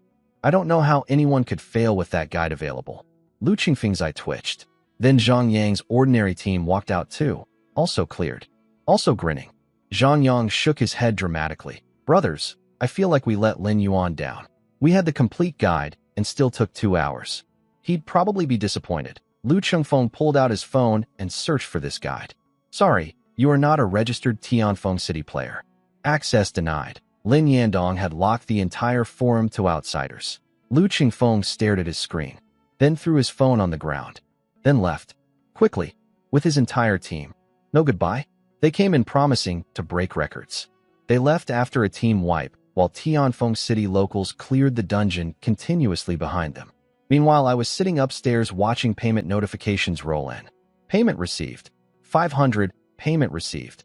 500, payment received. 500 every few seconds. For 2 hours straight, 12,000 players bought the attachment. I made 6 million yuan from a dungeon guide. From a guide titled, Free, Lin Yandong keeping the forum locked was actually smart. He wants Tianfeng City to build reputation first, attract players to move here, grow from second-tier city into something bigger. Using my dungeon as the anchor. Smart man. He invited me to his office to discuss joining the professional association officially. I sat across from him with my legs crossed. Luo Yushang beside me. Lin Yandong looking serious. Captain Liao Chun with bandages still wrapped around his head from earlier. I spoke first before he could begin his whole speech. Guildmaster Lin. I understand why you called me here. Joining the association isn't impossible in principle. Dramatic pause. But college entrance exams are in less than 2 months. I'm just an ordinary high school student with heavy academic responsibilities. Even if I wanted to join, I'm not sure I have the energy. All 3 of them rolled their eyes simultaneously. Ordinary high school student. The guy who solo cleared a nightmare regional dungeon this morning. The guy who deployed his summon as a paid combat instructor at school. The guy who made 6 million yuan selling a free guide. They all already knew about Ollie training the school students too. Apparently Ollie was genuinely excellent, identified every student's weakness, reorganized all the teams based on individual strengths, and improved their dungeon efficiency by 30%. The principal was overjoyed. Luo Yushang watched me perform my humble student act and thought, I cannot figure out if this person has incredible character or absolutely none. Probably both. Lin Yandong patiently began his prepared speech about how joining wouldn't interfere with studies. Practical experience complements academics. Learning through application. I held up one hand and stopped him. Guild Master, just tell me the monthly salary. Lin Yandong's prepared speech died instantly when I asked about salary. He stared at me for a second, then decided he respected it. 10 million per month. Just a name on the roster. No required attendance. If another regional dungeon situation happens, minimum 50 million per incident. I stood up and shook his hand immediately. Deal. Guildmaster Lin, you're truly a man who gets things done. Tianfeng City is lucky to have you. Lin Yandong laughed loudly and told me to call him Brother Lin from now on, then offered me unlimited swans whenever I wanted. Yesterday, he was heartbroken about losing 2 swans to my skeleton. Today, he's offering an unlimited swan supply. Money changes everything. Then Lin Yandong mentioned the upcoming college entrance exam and said I shouldn't bother accepting the SS rank student recruitment offer from earlier. At my growth rate, I'd have already completed my class advancement before the exam even started. Actually, he said, smiling, SSS rank student treatment is honestly below your level 2. I have a suggestion. Go on, I said. Become a professor at Capital University instead. I stopped. Thought about it. All those self-proclaimed geniuses taking the exam, sweating over their scores, desperately hoping Capital University accepts them, and I walk in as their teacher, responsible for admissions, grading them. Ha ha ha ha. I laughed genuinely loud. Guildmaster, that is an excellent suggestion. I love it. Lin Yandong laughed just as loud. For anyone else, it would be a ridiculous dream. For you, it's simply accurate timing. Captain Liao Chen sat nearby with his bandaged head, listening to all of this with complicated feelings. Capital University students fight for spots their entire lives. This teenager is skipping straight to faculty. While Liao Chen was staring into the middle distance processing this, I turned to him. Captain Liao, I personally eliminated a Dark Knight spy in the dungeon earlier. Does the enforcement squad have a good citizen award? Cash prize acceptable. 1 or 2 million is fine. Done with the association. Time to invoice the enforcement squad. Liao Chen blinked. You're already making 10 million a month, and you want a good citizen bonus. Captain, you don't understand. I sighed deeply. Starting from nothing, raising 2 summons. Do you know how expensive that is? I have to split every coin in half. You sold 30 million worth of equipment this morning, Liao Chen said flatly. 12,000 people bought your guide attachment. That's another 6 million minimum. Plus your first month's salary just transferred. You're sitting on 50 million easily. I sighed again. Captain, building wealth is easy. Keeping wealth is hard. After years of poverty, anything under 100 million feels unstable. Lin Yandong. Luo Yushang. Liao Chen. Eventually, Liao Chen figured out what I was actually asking. You want to join the enforcement squad too? What are the benefits? 3 million monthly. Full insurance package. Dangerous missions, but better rewards the more dangerous they are. Dangerous. I thought about that for half a second. I physically cannot die as long as my undead army exists. Danger is not something I experience. I reached out and shook his hand warmly. The pay doesn't matter. I mainly just want to contribute to Tianfeng City. Walking home, Luo Yushang asked why I actually joined the enforcement squad. She knew I hate unnecessary work. Do you think I'm a genius? I asked. She sighed. Yes. An exceptional one, right. So enemy nations and Dark Knight's lunatics will definitely try to kill me eventually. They obviously can't succeed, but I can kill them. Then I bring their heads to the enforcement squad and collect mission rewards for things that were going to happen anyway. I paused. Also, if anyone gets in my face, I now have official authority to smack them. Luo Yushang's expression confirmed she knew immediately that the second reason was the real one. She explained the Blood Ring Arena. Location changes every time, probably appearing near Shanhe City this round. All participants will be fully class advanced professionals, each with at least 1 S-rank skill. Very different from Lu Qingfeng types. Do I have to fight the other participants? I asked. What if I accidentally kill everyone? You fight arena gladiators only, she said. Though dueling other participants is optional. Losers survive at 1 HP and can't be touched until fully healed. Good system. Very considerate of the arena designers. Back at the compound, I spotted Ague fishing quietly by the lake, Mu Tianxing lying nearby, both completely silent. I scratched my head. Ague wasn't doing his signature cackle. Strange. Whatever. Fishing beats haunting the house at night. The moment I walked away, Mu Tianxing's head popped up like a meerkat checking for predators. He's gone. Let's continue, little skeleton, hand on Ague's shoulder. Energy transfer, 21%, 36%, 95%. Mu Tianxing pulled away at 95%. Only 2% curse energy remaining. He looked at his hands. Looked at his reflection somewhere. 36 years old again. Handsome, calm, completely recovered. 90% of my power restored, he said quietly. Luo Yushang showing up here means the Dark Knights know I'm in this city. Wonder who they'll send next. He smiled at Ague. Last bit of curse energy in 2 days, little skeleton. Ague pointed at his fishing rod meaningfully. Diamond tier fishing rod. Tomorrow. Guaranteed. Ague gave a thumbs up. Energy and premium fishing equipment. Excellent arrangement. Then a notification appeared above Ague's skull. You have mastered basic fishing. Ague waved his arms around, cackling with pure joy. Basic fishing mastered. Fishing grandmaster incoming. Nobody can stop this skeleton's journey. Next morning before sunrise, Ollie left the villa early for extra training sessions with the school students. He decided that if he's going to be an instructor, he's going to be the best instructor possible. Anything less would embarrass Lin Yuan. Sun Tzu spotted Ollie at the gate and jogged over. Ollie immediately said, "After your possession technique ends, there's a 0.5-second gap. An enemy with fast reactions would kill you there." Sun Tzu thought internally. "You think everyone has your inhuman reflexes? 0.5 seconds is my maximum possible." He said out loud, "Thank you for the guidance. How do I improve?" "Simple," Ollie said without expression. "Get hit more." Sun Tzu's face fell. He trudged behind Ollie towards school like a man walking to his own execution. At the school field, every student was already standing in perfect formation, because yesterday Ollie proved he was an excellent and completely merciless instructor, and nobody wanted to find out what happened to latecomers.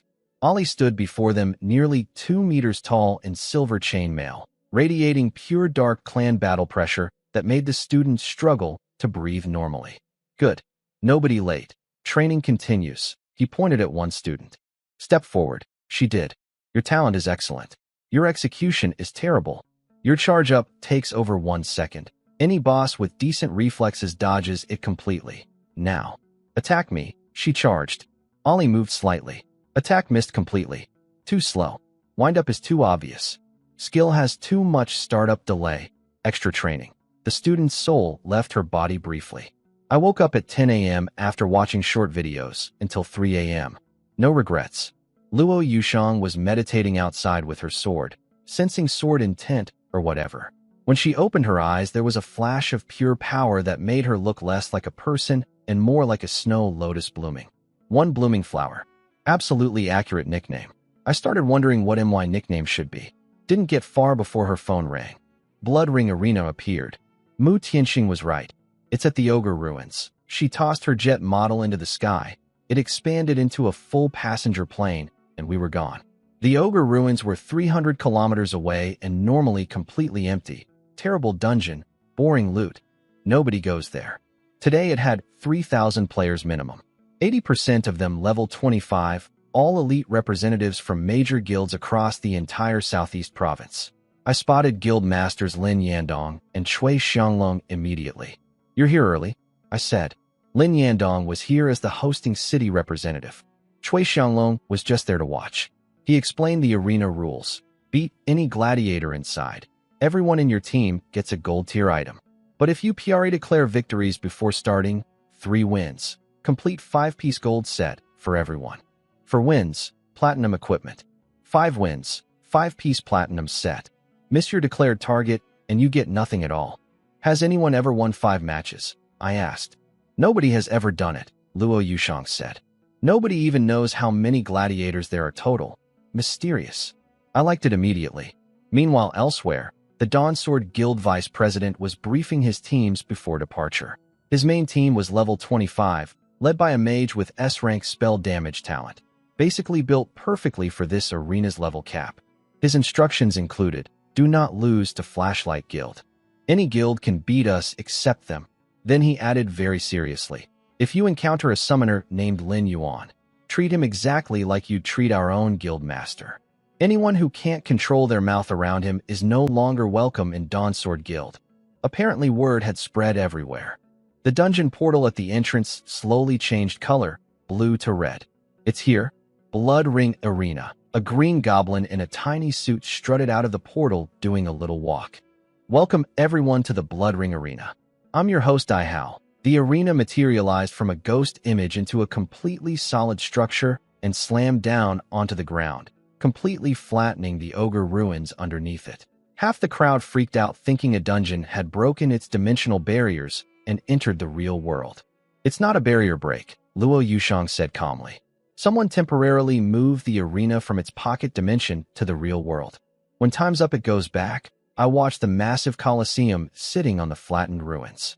3,000 players staring at it. A goblin in a suit. Gladiators nobody has ever fully defeated waiting inside. I was already thinking about how many evolution points the bosses would drop.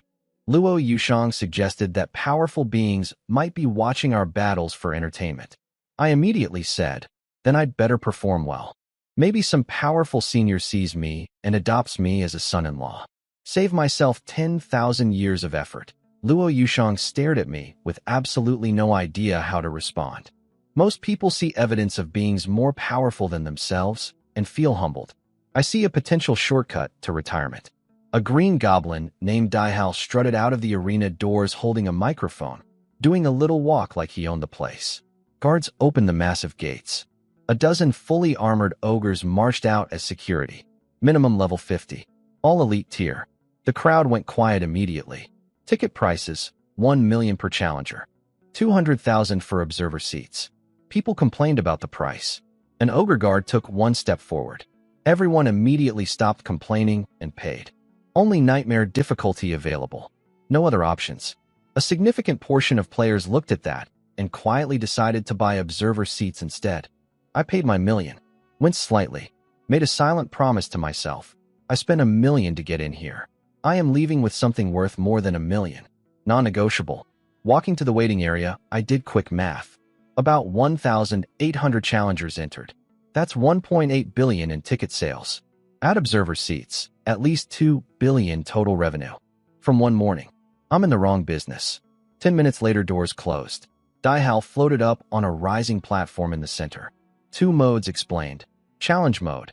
Fight gladiators with death protection. Win gold equipment. Deathmatch mode. Fight ace gladiators. Actual death possible, but rewards are diamond tier equipment. The strong are forged in blood and fire. Could you be the next great warrior? One impulsive kid immediately stood up and yelled, "Death match. Let's go." His vice guild master smacked him on the head immediately. Sit down before you get everyone killed. My number was 324. Very far back in the order. I was completely fine with this. Going first means ending the whole show for everyone else. We all paid to be here. That would be rude. If the other players knew that was my reasoning, they would have said, "You're surprisingly considerate." They would not have meant it as a compliment. Number 1 was the Dawn Sword Guild's main team. Captain Zhao Feng with his level 25 squad, S-rank spell damage talent ready. Challenge mode, he said. The west gate opened. A 3-meter ogre walked out carrying a spiked club. Ogre warrior. Level 27. 900,000 HP, 12,000 attack. The crowd erupted. 900,000 HP, 12,000 attack? That's stronger than nightmare dungeon bosses. And this is just the regular gladiator. Not even the ace fighters. Everyone recalculated their life choices simultaneously. I recalculated how many evolution points this thing would drop. Very productive use of everyone's time. The first team, Zhao Feng's crew from Dawn Sword Guild, actually performed well. 3 wins in a row using his S-rank fire paralysis skill. Every near-combat boss just stood there twitching while they attacked freely. Honestly, watching it was like watching someone use a calculator to solve 1-1. Technically correct. Painfully slow. I spent most of it watching with one thought. Weak. Not weak as an insult. Just weak compared to what I've seen. Aliens fights in 2 hits. These guys took 3 minutes per round. I've been spoiled. Coming out of the arena, a guy with a lollipop in his mouth immediately blocked their exit. That's it. 3 wins and you quit? Is this what Tianfeng City players are like? Never seen gold equipment before. Didn't even make eye contact while insulting them. Very committed to the bit. This was Zheng Xiaolong from Flashlight Guild, Shanna City's most obnoxious representative. Zhao Feng fired back. Voices raised. The Dawn Sword Vice President had to physically intervene before it became a brawl. Lin Yandong explained the bigger picture quietly while the drama unfolded. Flashlight Guild wasn't just here to be annoying. Shanna City's professional association, under new director Zheng Yaodong, had been making moves to absorb Tianfeng City into their jurisdiction for over a year. Last year, they tried officially through the government. Military Commander Meng Zhan blocked it personally. So now they're trying indirectly. Send Flashlight Guild to provoke conflicts, steal dungeon first clears, irritate Tianfeng City guilds into fighting back. Then Shanha City uses the conflict as justification to declare a city challenge match. And if they win, Tianfeng City becomes Tianfeng County. Luo Yushang listened to all of this, picked up her phone, and called Shanha City's mayor directly. This is Luo Yushang, current mayor of Tianfeng City. I hear Shanha City is planning a city challenge match against us. Brief pause. No? Good. If there was one, though, I'd welcome the opportunity to meet personally. She hung up. While I'm here, Tianfeng City stands. Shanha City's mayor immediately called Zheng Yaodong after hanging up. Stop everything related to Tianfeng City. Cancel the challenge match preparations. Now, Zheng Yaodong protested. The plan was nearly half complete. Do you want to fight Luo Yushang personally? The mayor asked. Because I don't. Tell Flashlight Guild to calm down immediately. Zheng Yaodong left the office alone, confused about why Luo Yushang would become mayor of a second-tier city. Then it clicked. Mu Tianxing is in Tianfeng City. He reached into his pocket and pulled out a black skull-marked communication talisman. Wrote the information down. It burned away instantly. His eyes went cold. If Mu Tianxing dies, the Lich will be reborn using his body.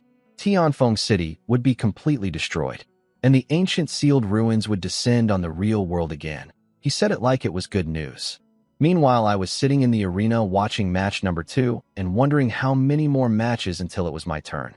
324 is a very high number. Flashlight Guild's team was genuinely skilled. Cleared the first 3 rounds in under 3 minutes each. 4th round nearly broke them. Lost 2 members to a troll hunter with a bear companion, but scraped through for 4 consecutive wins. Walking out, Zheng Xiaolong looked directly at Tianfeng City's players, raised his thumb, then slowly flipped it upside down. The Tianfeng City players silently fumed. Nobody had an answer. 4 wins is 4 wins. I was wearing earphones watching short videos and did not notice any of this. Chui Xianglong tapped my shoulder. I pulled one earbud out. Flashlight Guild got 4 consecutive wins, currently the highest in the whole event. If nobody beats them, they get MVP on Tianfeng City's home turf. So, I put the earbud back in. Okay then, nobody else managed 4 wins after that. Then, number 324, please enter. No response. 324? Does team 324 forfeit? A spotlight fell on me. I looked up from my phone, saw my number vibrating, put my earphones away, and stood up. Just me. No teammates. Daihao the goblin blinked. 1 person? Where's your team? I don't have one, I said, stretching my neck. Zheng Xiaolong from his seat. Tianfeng City people always this desperate for attention? You just threw away 1,000,000 coins. That's several silver equipment pieces gone for nothing. His teammates piled on immediately. Level 18 summoner. How do you have the confidence to stand here? You're making your whole city look foolish. Your family worked hard for that 1,000,000. Then everyone heard it. Cackle, cackle, cackle. Cold ran down every spine simultaneously. Like something genuinely terrifying had arrived. Agaway materialized behind me. One casual wave of his hand. Boom. A white bone throne appeared floating in the air above the arena. Then bone walls started rising from the ground, forming a staircase upward. I walked up. Each step created another bone stair beneath my foot. 23 steps total, each one appearing right as I needed it. A glowing white staircase rising into the sky toward the floating throne. I sat down, snapped my fingers. Ali and Agaway appeared below me. I leaned forward slightly and looked down at Daihao. Begin. Daihao stood there with his mouth open for 3 full seconds. 3,000 players in the arena. Complete silence. Every single person frozen. Zheng Xiaolong's lollipop fell out of his mouth and landed on his own shirt. He didn't notice. He was drooling slightly. Luo Yushang in the observer section thought. What I asked that? That actually kind of impressive. Daihao recovered and announced. Let's welcome Challenger 324, who will face our gladiators. Alone. We wish him luck. Wait, I said. When did I say challenge mode? Daihao tilted his head. Give me death match. Dead silence. Then chaos. He chose death match? Why would anyone do that? He doesn't have to die today. He could just go home. Lin Yandong immediately turned to Luo Yushang in a panic. Stop him. He cannot choose death match. Luo Yushang watched me sitting on my floating bone thrown 20 meters in the air, completely calm, and quietly said, that I don't think he needs our concern. Luo Yushang shook her head. It's too late. His opponent is already coming out. Daihao recovered quickly, grabbed his microphone, and went full hype mode. A true warrior stands before us. One who places life and death aside. Whatever happens next, he has already proven himself worthy of greatness. Then the east gate opened. A 5-meter-tall, 2-headed ogre walked out. Ace Gladiator, Gal. Tier 4 Commander. Level 27. 2 million HP. AoE Lightning Storm. Spell interrupts. Slowing Ice. Self-buffing berserk mode. The crowd immediately started calculating how fast I would die. Physical attack of 15,000 on a magic boss, group damage and interrupts and slowing and speed boost. How is anyone supposed to fight that? I tilted my head. Ollie crossed his arms, bent his knees slightly, then jumped, landing directly in front of the two-headed ogre. Then he threw his shield on the ground. Why did he drop his shield? Someone in the crowd yelled. Does he want to die faster? Begin, I told Daihao. Daihao rolled his eyes at my impatience, raised his microphone. Fight. Gal immediately activated berserk mode, grew to 7 meters tall, and started charging his lightning storm spell. Blue light gathering on both hands. 2.5 second cast time. Ollie was standing directly in front of him. Gal kept casting. Heroic charge. Ollie became a blur. Diamond sword dragging behind him, leaving a long afterimage. Closed the gap instantly. Gal stunned for 2 seconds. One flash. Minus 672,680 critical hit. White light through the chest. Ollie teleported behind. Second slash. Minus 551,340 critical hit. 3 combo sweep. Horizontal slash. Execution strike. Minus 232,480. Minus 249,870. Minus 124,150. Minus 95,890. Minus 200,000. The lightning spell dissipated. The light left Gal's eyes. 2 million HP, Ace Gladiator. Dead before the 2-second stun even expired. Ollie pulled his sword out, stabbed it in the ground, and produced his violin. Began playing a farewell melody. Alone. In the center of the arena. Completely unbothered. 3,000 players in the stands. Complete silence. Zheng Xiaolong sat with his legs frozen mid-cross, mouth wide open, eyes like coins. The ogre mage is dead. The ogre mage is dead, he asked and answered himself. His face went completely white. His teammates looked like they wanted to find a hole in the ground and disappear into it. Daihao stared at Ollie from his platform with suddenly very hungry eyes. I smell a powerful soul. I looked at the kill result and was honestly slightly unsatisfied. Ollie barely hit the threshold. Without those 2 critical hits, it might not have been a one-shot. I pulled up the system interface. The ogre mage is dead. Can I get 5,000 evolution points in advance? Evolution points are calculated after dungeon completion. Rules are flexible, I said patiently. Give me 5,000 now. I evolve Ollie. Ollie kills things faster. I earn more evolution points total. It's literally better for both of us. Also, the 5,000 is already mine. I'm just collecting early. Nothing unreasonable about that. If you won't do this, go find someone else to be your summoner. Ogre mage killed. Evolution points 5,000. Perfect, I said. Let's make this the standard going forward. 1 boss killed, 1 payout. Stop waiting for final tallies. Very inefficient. Daihao announced the result with barely concealed shock. A truly unforgettable battle. Ace Gladiator Gal has been defeated by an 18-year-old human summoner. Continue or take your diamond equipment. Continue, I said immediately. Came all the way here, paid $1 million entry fee. I'm not leaving until this arena is completely cleared out. Daihao smiled in a way that suggested he thought he was being clever. He set my required win streak to the maximum, 5 consecutive wins. Rewards for 5 wins, 1 epic tier equipment, and 1 SS rank universal skill book. The observer stands exploded. Epic tier? I've never seen one in my life. SS rank skill usable by any class? Lin Yandong's face went pale again just as it had started to relax. Luo Yushang narrowed her eyes and analyzed the situation calmly. Ollie has incredible burst damage but limited sustained output. The smart play is sending a gladiator with strong defensive skills to absorb the first wave. If Ollie's opener gets blocked, he's half useless. She started calculating whether she could physically drag me out of the arena. Then the arena raised a level 80 protective barrier around itself. Luo Yushang immediately stopped calculating. A level 80 barrier. Every player on the planet combined couldn't break it. I raised an eyebrow at the barrier. Interesting. Setting a trap? Going to disappoint you, because Daihao setting 5 wins as the target was exactly what I wanted. 5 bosses. 5 evolution point payouts.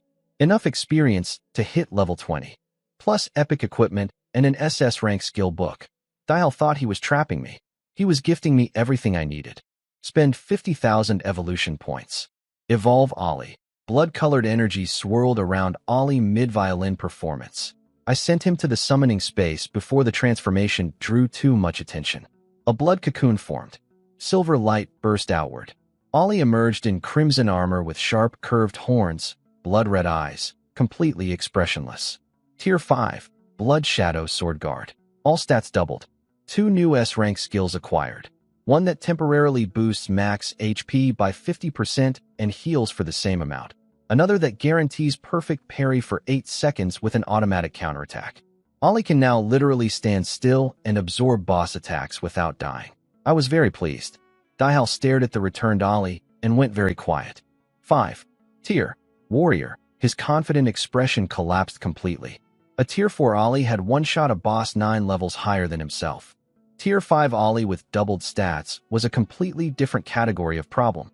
Daihao made a phone call upstairs to whoever runs this place. I need Samuro for the final round. He got approval. His face lit up immediately. Samuro, Tier 5 Bloodline. Ogre Orc Hybrid. Sword Saint of the Flame Blade Clan. Glory Rank Gladiator. The strongest card in the deck. Daihao looked down at me, smiling on my throne. Laugh while you can, he muttered. The harder you laugh now, the harder you'll cry later. I kept smiling. He had no idea I was doing math on how many evolution points Samuro would drop. I rested my head on my arm and looked at Daihao. Begin. Don't waste my time. Daihao smiled through visible irritation and announced the next gladiator. Mugri the Hill Gorin. 10 meters tall. Level 28. 2,400,000 HP. Defense 16,000. 30% magic resistance. Skills. Earth armor that boosts defense by 50%. Giant rock throws. Ground tremor that slows and eventually petrifies targets. And a last resort defensive stance at 30% HP that reduces all damage by 80% while regenerating health. Luo Yushan's expression went serious immediately. This is exactly what I was afraid of. A high defense tank type. With Ollie's burst damage countered, she didn't know Ollie had just evolved. Nobody in the stands did. They just thought his armor looked slightly darker. Because summoned creatures don't just randomly evolve mid-fight, so nobody even considered it. Agaway looked around the arena and decided something was missing. Crowd noise. He summoned 2,000 undead as a temporary audience. They immediately started banging their weapons together and screaming their horrible cackle while cheering for Ollie. The Blood Ring Arena became a death arena in approximately 15 seconds. Daihao's eyes lit up for completely different reasons. He started thinking about how valuable an undead summoner's soul would be to his master. The crowd debated whether I had any chance. Half said slim, half said none. Ollie charged at the 10-meter giant. It looked like a fly attacking a mountain. Mugri activated earth armor immediately when stunned. Couldn't stop the stun, but could at least protect himself from a one-shot. Against the old Tier 4 Ollie, that would have worked. Against Tier 5 Blood Shadow Sword Guard Ollie with doubled stats. Minus 844,568 critical hit. Minus 714,280 critical hit. Daihao whispered. It's over, immediately upon seeing those numbers. Ollie followed up with Sweeping Slash and 3 combo. Mugri's HP dropped below 30%, triggering his final defensive skill. 80% damage reduction, health regeneration, can't act.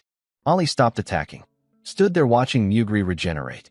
Waited patiently for 8 seconds. The skill ended. Mugri stood back up roaring. Little one. Mugri will tear you apart. Ground tremor activated. 2,000 magic damage per second. Stacking slows. Petrification incoming after 5 seconds.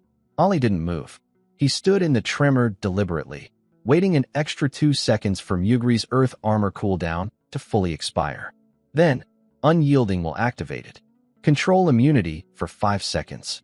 No more petrification risk. Then Ollie looked at Mugri the way a person looks at a math problem they've already solved.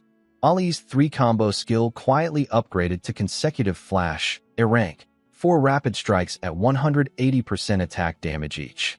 The arena was about to see what, completely outclassed in your own specialty, looks like. Ollie waited patiently for Mugri's defensive stance to end. 8 seconds. Just stood there while the giant regenerated health and roared threats. Defensive stance expired. Consecutive flash. 4 rapid slashes in sequence. the sword moving so fast it looked like Ollie was barely trying. Minus 384,480. Minus 397,584. Minus 376,527. Minus 394,890. Mugri's HP dropped to 6%. Ollie raised one hand. Execution strike. Minus 240,000. Sword away. Turn around. Walk back to the violin. Mugri collapsed behind him. Ollie didn't look. He picked up the violin and played a new song. The theme was essentially, being undefeatable is so lonely. Agawe's 2,000 undead erupted into absolute chaos cheering. The Death Arena atmosphere intensified significantly. The human audience was silent for about 3 seconds, then also exploded. That was the unbreakable defense specialist. And he just died like nothing. Lin Yandong pinched his own leg hard to confirm he was awake. Luo Yushang stared at Ollie carefully. 5 tier, she said quietly. Tier 5 battle general class. Only that bloodline can delete a tier 4 commander boss like it's casual. She was actually being conservative. Below level 40, there isn't a single player who could challenge Lin Yuan right now. His stat gains per level are 8 times higher than normal players. By level 20 the gap becomes even more extreme. Daihao stood on his platform looking increasingly desperate. Even the defense specialist Gorin clan couldn't survive. Who could possibly stop this? Then he remembered. The arena's basement had a dragon beast with dragon bloodline. Infected by demonic energy, currently it's pseudo, tier, 5 power levels. Perfect. Send it out. If it loses, Samuro handles cleanup anyway. And if it dies, the demonic energy explosion might cause Ollie to go berserk and attack me instead. 2 birds. 1 stone. Genius plan. Daihao smiled his fake smile and started announcing dramatically. I waved my hand at him. Skip the speech. Just send them in. Daihao's smile twitched. He pointed at the east gate. Chains snapped. A deep roar shook the arena. Something crashed through the east gate entirely rather than waiting for it to open. Flame Drake Scar. Level 29. 2,800,000 HP. Attack 26,000. Skills included a Fear Roar affecting 50-meter range, Tail Sweep, Claw Strikes that reduce defense, a Fire Breath dealing 50,000 magic damage in a straight line, and a permanent Berserk state from Demonic Corruption doubling attack and speed while immune to all debuffs. The entire arena went silent. A dragon? They have a dragon.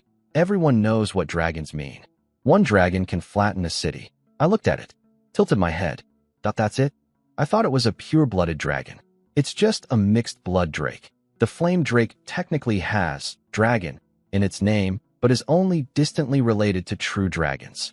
Probably activated a tiny fragment of dragon bloodline somewhere in its ancestry and gained fire powers. For any normal player, this would be an impossible wall. For me, it was the 3rd gladiator in a row. The drake didn't wait for Daihao to announce the start.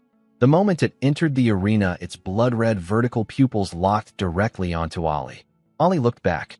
Neither of them moved for exactly 1 second. The drake roared and immediately fired its opening move, a massive flame breath straight at Ollie. Ollie carefully put his violin away first, then dodged.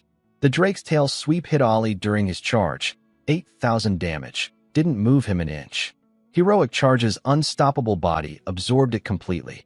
The drake's Fear Roar triggered. Ollie briefly entered Fear status. Unyielding Will. Instant removal. 1 flash. Ollie became a silver streak, appeared behind the drake. Minus 1,532,000 critical hit. Drake turned around slowly with its massive body. Ollie flashed back to original position. Minus 1,299,600 critical hit. 2,831,600 total damage. 1 skill. Drake dead. The crowd watched in complete silence as a level 29 flame dragon died in approximately 4 seconds. Then the drake's body dissolved and released a massive cloud of pure demonic energy that poured directly into Ollie's body through his mouth and nose. Ollie stood completely still. Eyes turned blood red. Absorbed pure demonic energy. Racial skill Dark Demon unlocked. Dark Demon. Transform into the Dark Clan's true demon form for 10 seconds. All stats doubled. Movement speed doubled. Lifesteal increased 50%. Cooldown 2 hours. I stared at the skill description for a moment. Dark Demon. This skill is incredible. Ali's burst damage was already absurd. With Dark Demon active, the numbers become genuinely unreasonable. I laughed out loud. Loudly. Daihao heard me laughing and thought internally, enjoy it while it lasts. The demonic energy corrupts any living thing's mind. Even the drake with its powerful life force eventually lost itself to the madness. A summoned creature absorbing that much should go berserk within a minute. 1 minute passed. Ali stood still, not moving, completely calm. Daihao waited, confused. 2 minutes. Nothing. I called out impatiently. Are you going to start the next round or not? Stop wasting my time. Daihao stood there genuinely puzzled. Normal beings go feral from even trace amounts of demonic energy. Ali absorbed a full dragon's worth and was apparently fine. Very strange. Extremely concerning. He announced the next gladiator anyway. A shadow slipped into the arena before he finished the introduction. Dark Elf Assassin Dory. Level 30. Stealth. Guaranteed crit on first strike from hiding. 30,000 damage backstab. Shadow step that teleports directly behind targets. And a death dance that chains 10 random hits after killing someone. This was the counterplay. Can't beat the summon? Go around it. Target the summoner directly. A level 19 summoner with average gear has maybe 10,000 HP max. One normal attack ends it. The dark elf went invisible and crept slowly toward me. Ali sensed an enemy nearby but couldn't locate the exact position. I watched the empty arena with a slight smile. This one can go invisible. Can't beat my summon, so it's targeting me instead. I was not worried. I was also not going to explain why yet. The dark elf assassin crept carefully through my 10,000 undead soldiers, thinking numbers don't matter when you have skill. She had a point.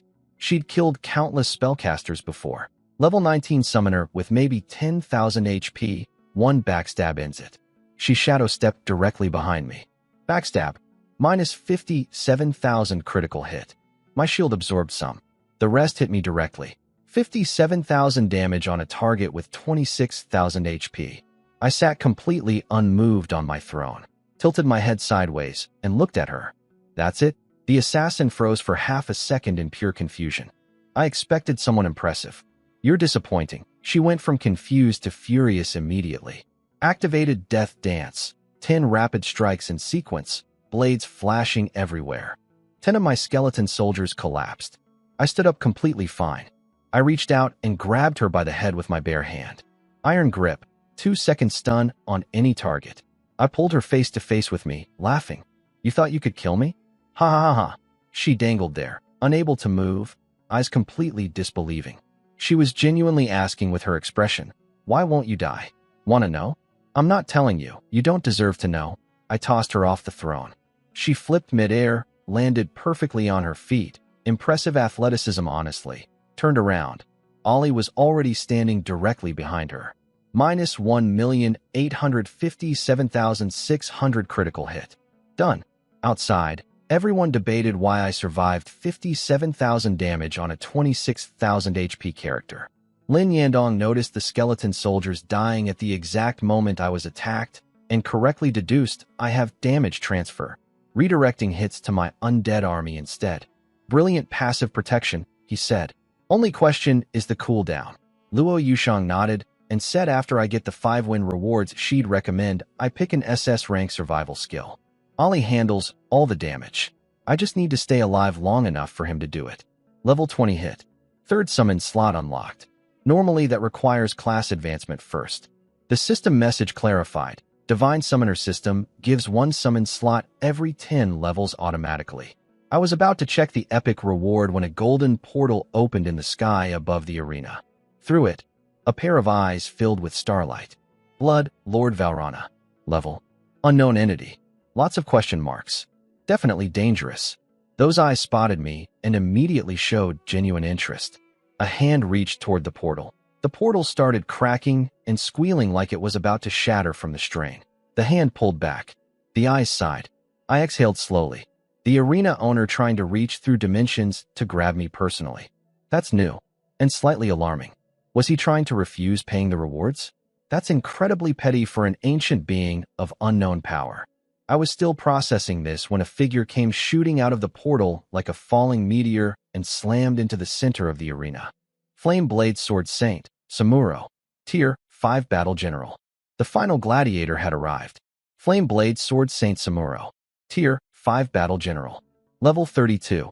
5 million HP. Skills including stealth with a 50,000 bonus hit on reveal. For mirror clones, a 3-hit stun combo. A 5-second spin attack that's magic immune.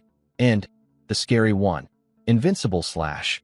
18 consecutive strikes with 50% increased crit rate. 1,340 battles. 0 losses. Given the honorary title of Glory by the arena. The crowd went dead silent when his stats appeared, then immediately started screaming at Daihao. Black Curtain Operation. Shameless. Sending a level 32 Glory Gladiator against an unadvanced summoner? You're cheating. Daihao smiled warmly through the insults and announced the battle start like nothing was happening. Even Luo Yushang looked worried for the first time all day. This might actually be a loss. Invincible Slash alone could overwhelm even a tier 5 summon. I sat on my throne watching the arena and thought, if Samuro is smart, he goes straight for my back with Invincible Slash while invisible. Instant win. But Samuro has a pride problem. He won't do the smart thing. He'll perform first. Performing in front of Ollie is a mistake. Samuro vanished using Swift Step. Ollie waited. Before Ollie and Samuro could even talk to each other properly, Ollie had said one thing. The Flameblade clan has really fallen. Even half-breed mongrels can become sword saints now. Samuro, whose lifelong greatest rage trigger is being called a mongrel, immediately promised to cut both Ollie and me into 10,000 pieces. He's a sword saint, so he kept his composure.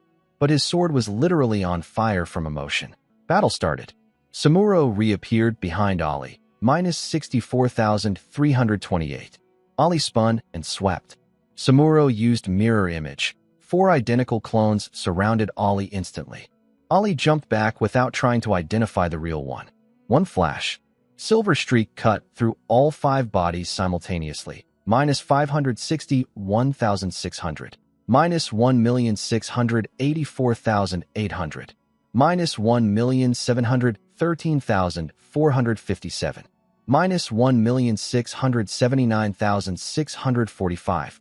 Minus 1,658,933. The clones with 300% extra damage taken exploded. The real Samuro took the hit directly. Ollie looked at the one still standing. Found you. Samuro charged Ollie with his signature move, Blade Storm. 5 seconds of spinning magic immune damage. Ollie's HP dropped to half instantly. Samuro canceled it early, raised his sword, eyes burning with absolute confidence. Invincible Slash. 18 consecutive strikes. 50% increased crit rate. The move that ended 1,340 fights without a single loss.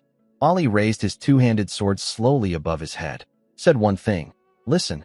To silence and extinction. Dark demon wings erupted from his back. Blood red.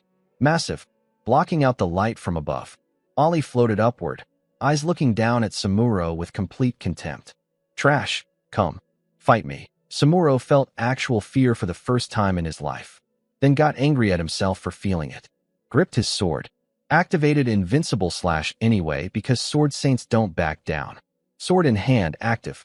A ring of blood-red sword blades surrounded Ollie, blocking every strike from the front. All 18 Invincible Slash hits deflected. 0 damage. 900,000 reflected damage back at Samuro instead. Impossible. My Invincible Slash was blocked. Samuro immediately got smart. Can't beat this form. Retreat. Wait for transformation to end. He activated his clones to cover his escape. Rapid step cooldown. 3 seconds remaining. Ollie looked at him. Trash. Why won't you fight? 1 flash, 2 stage.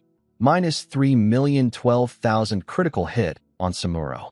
Minus 9,065,000 critical hit on clones. Clones exploded like bubbles. Samuro stopped moving. Ollie was standing directly in front of him. 555,000 HP remaining. 2 seconds until escape skill.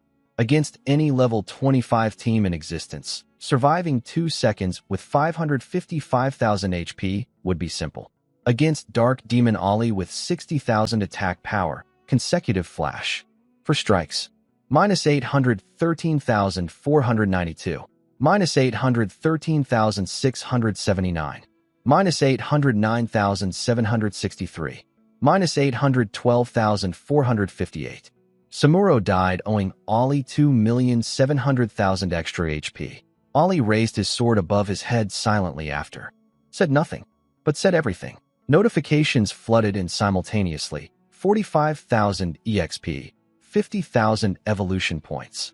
Arena cleared. Perfect clear bonus. Arena installation crystal obtained. Hide your name? No. Congratulations Tio Lin Yuan for perfect clearing the Blood Ring Arena on Nightmare difficulty. Deathmatch mode. Let US celebrate. 3 times. Full broadcast. Everyone heard it. The crowd went absolutely wild. Players from other cities who didn't know me immediately started asking who Lin Yuan was. Tianfeng City players listed everything. Solo cleared Nightmare Beginner Dungeon. Instant killed the Nightmare Certification Robot. Solo cleared Nightmare Regional Dungeon. And now Solo Perfect cleared Nightmare Blood Ring Arena in Deathmatch mode. One person. All of these. No team. No support. Tianfeng City is going to rise. Another legendary monster has appeared in the country. He's going to break the record of summoners being unable to advance class. Watch. Daihao stood on his platform staring blankly into nothing. He'd just noticed his connection to the Blood Lord had been severed. Then the entire arena compressed into a stream of light and flew into my hand. Blood Ring Arena Installation Crystal. Difficulty: Hard to Nightmare. Entry level 18 to 25. Note: when the Blood Ring Arena and the Order Arena combine, the Cosmic Arena opens to all players on the planet. I held this crystal and looked at it for a moment. I came here this morning to buy some equipment. I accidentally took ownership of an entire arena. The arena dissolved. 3,000 players dispersed. Flashlight Guild left very quietly with their heads down. They'd found out I was with Wushuang Guild and that Luo Yushang was standing right there. Suddenly, their whole attitude problem disappeared completely. Amazing how fast arrogance evaporates near a level 60 Sword Saint who one-shots bosses. I check my rewards. SS rank Bloodlust skill book. Buffs all allies within 100 meters with 50% movement speed, attack speed, and casting speed for 25 seconds. More mana extends the range. Epic tier Flame Blade War Banner. 1000 strength, 1000 agility, 20% attack boost, 20% crit damage boost. I thought about who should get Bloodlust. It's a support skill, works for all classes, but the mana cost favors magic users. Agaway. Obviously. Agaway using it means I benefit from it automatically. I do nothing. Get SS rank army-wide buff for free. I handed it to Agaway without hesitation. Agaway cackled happily and immediately used it. A phantom war drum appeared. Beat once.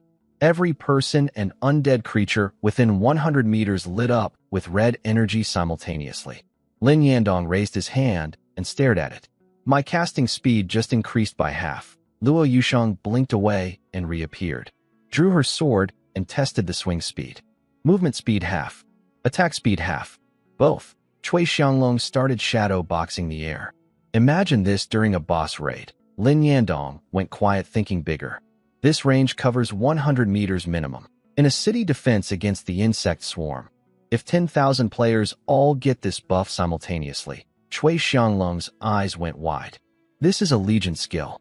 The entire country only has 3 players with Legion scale buffs, and their combined effect doesn't match this one skill. Everyone got very excited very fast. I climbed down from my throne and greeted everyone. Brother Lin, Mayor Luo, Guild Master Cui. Lin Yandong jogged over immediately.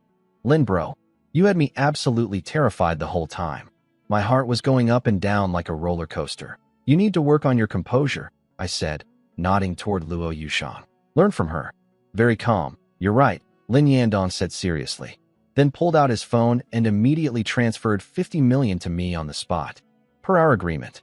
Regional crisis response fee. That's too much, I said, checking that the money arrived. Our deal was for unexpected situations.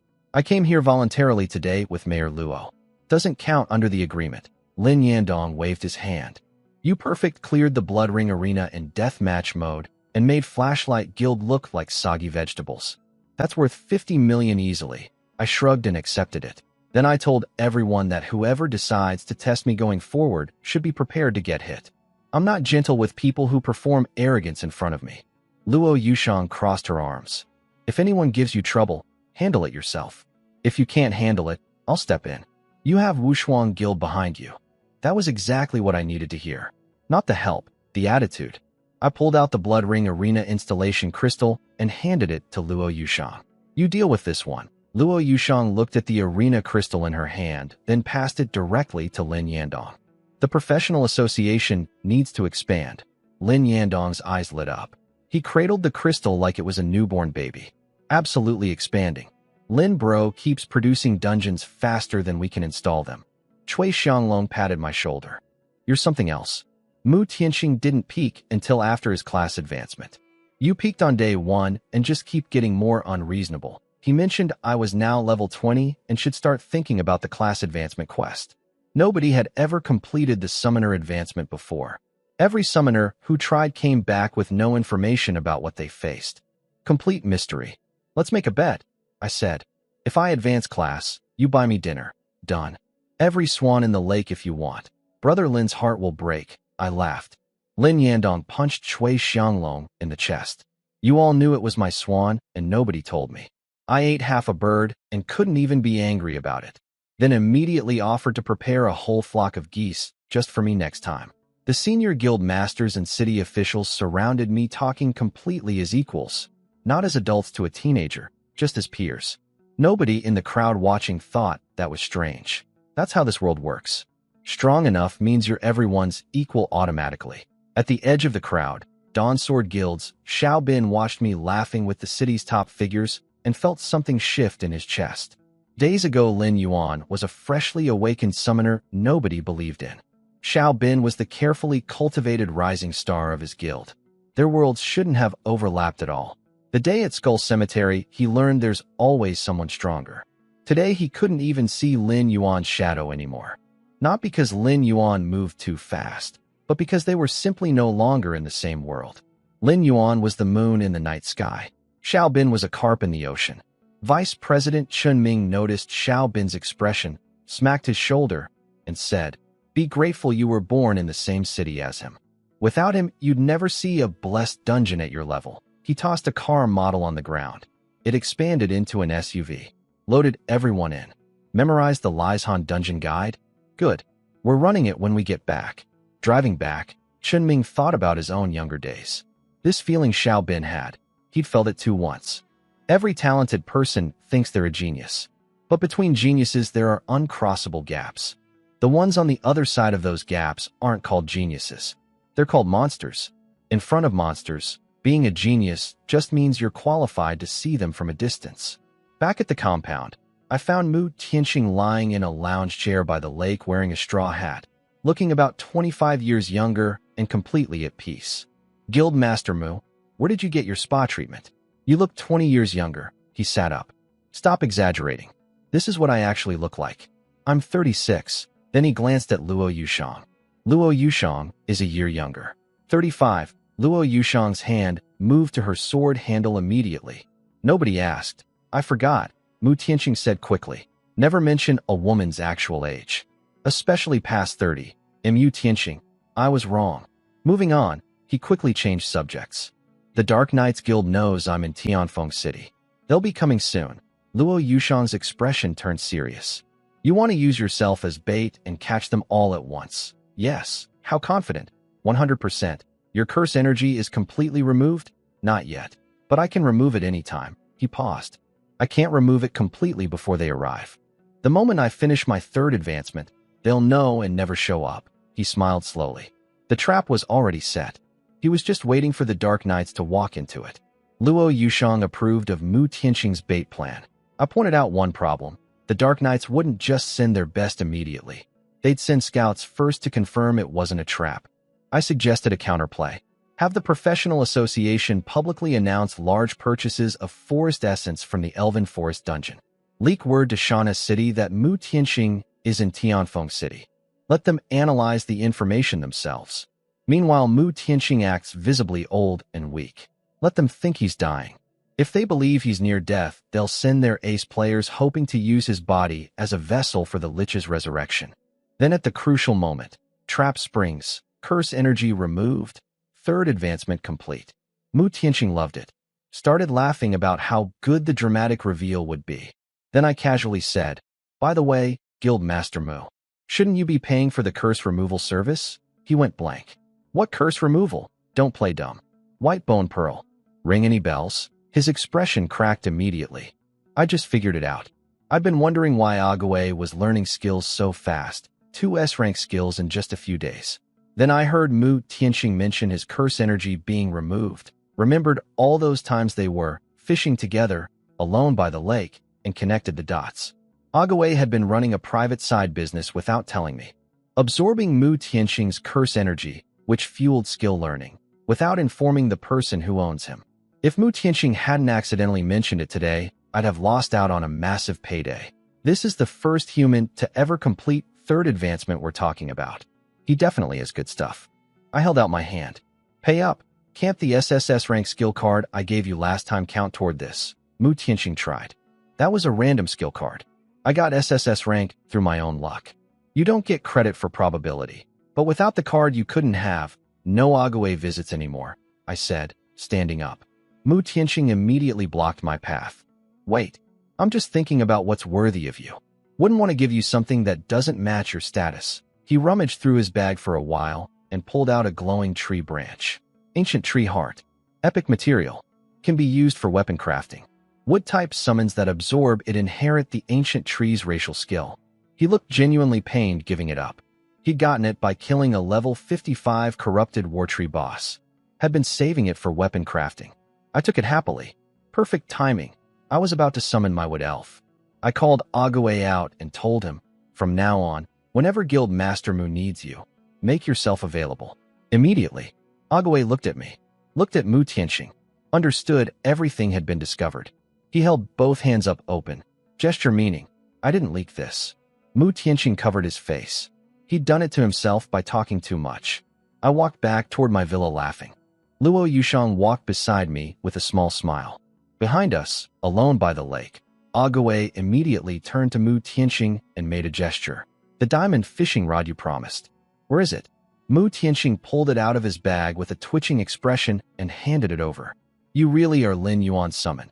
Ague patted his chest and cackled proudly. Back home, I found Ollie had already left again. He'd only taught half his morning class before I summoned him to the arena, so he went back to finish the afternoon session.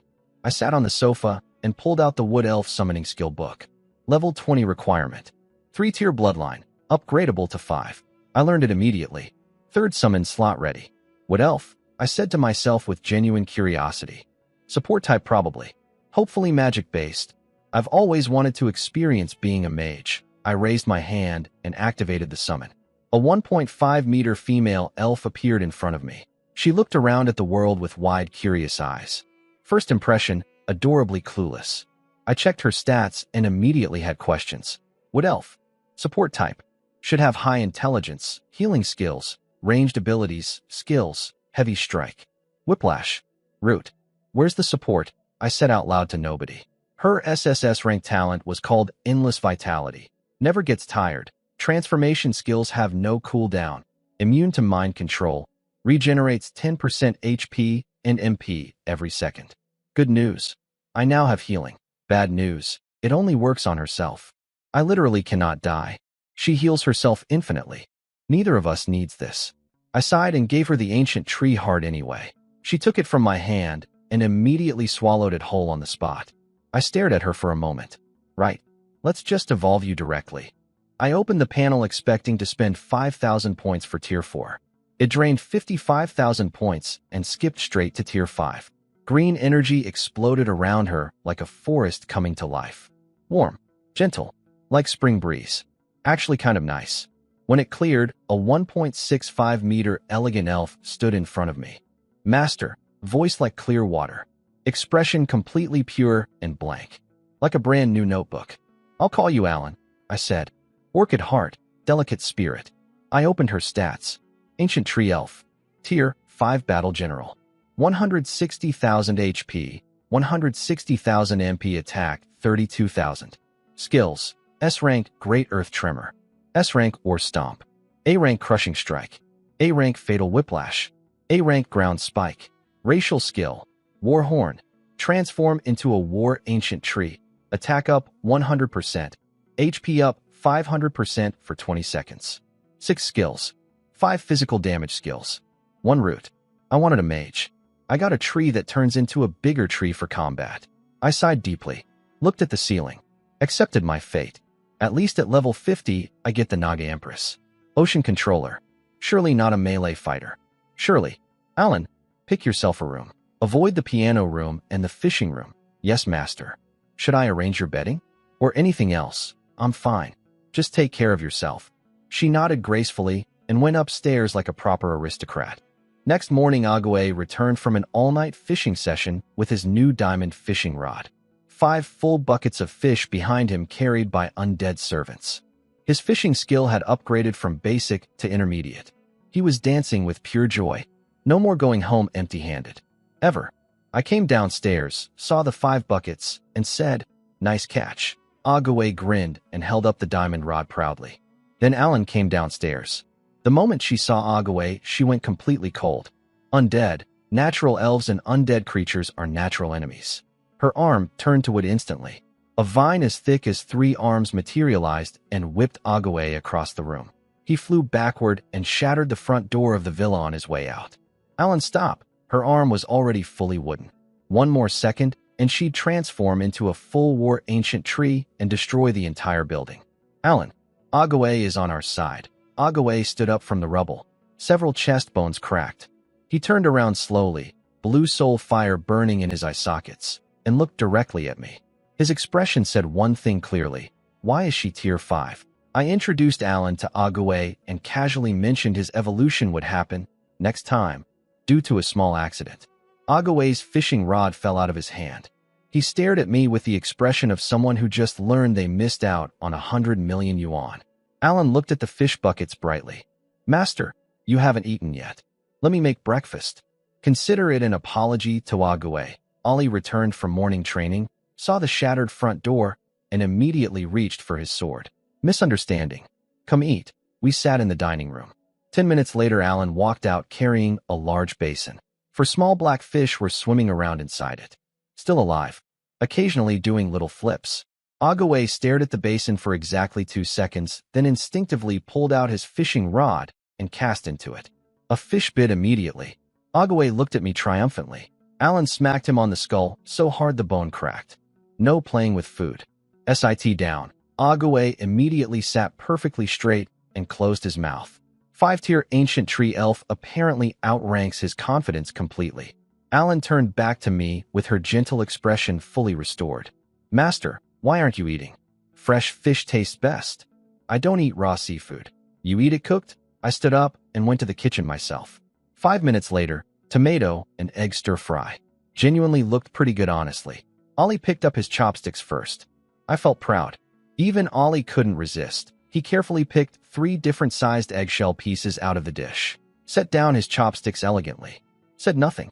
I slammed Ague's skull before he could make a sound. And oh, laughing at the table. We ended up going to a breakfast shop nearby instead. Alan came along. Sitting down, my phone buzzed. Enforcement Squad emergency broadcast. 3 leaping lice insects have infiltrated Tianfeng City. Locate and eliminate within 30 minutes. Leaping lice, half-meter insect creatures, roughly dog-sized, came from the Insect Fortress dungeon. Something had apparently gone wrong at the Western Wall last night, and some burrowing insects escaped into the city. I was eating a steamed bun thinking about this when Alan frowned slightly. Disgusting insects. Her arms started glowing green. Don't transform in the city. I grabbed her arm before she could become a war ancient tree and flattened 6 city blocks. Where are they? I asked instead. Alan lightly tapped her foot on the ground. 30 meters away, the ground cracked open. 3 ground spikes, each 20 centimeters thick and 10 meters long, shot upward. 1 leaping louse skewered on each spike. Huh, those actually were the insects, I said. The commotion attracted a crowd. I pulled out my enforcement squad credentials. Official business. Clear the area. Everyone immediately scattered. T and I from the squad arrived 5 minutes later, looked at the 3 insects skewered like kebabs, and said, "The alert went out less than 2 minutes ago. Lucky timing," I said. He explained the fortress situation. Western Wall underground collapsed last night. Insects launched a surprise attack, The military held them back with heavy weapons. 33 burrowing insects had been found and killed. These 3 were the last ones missing.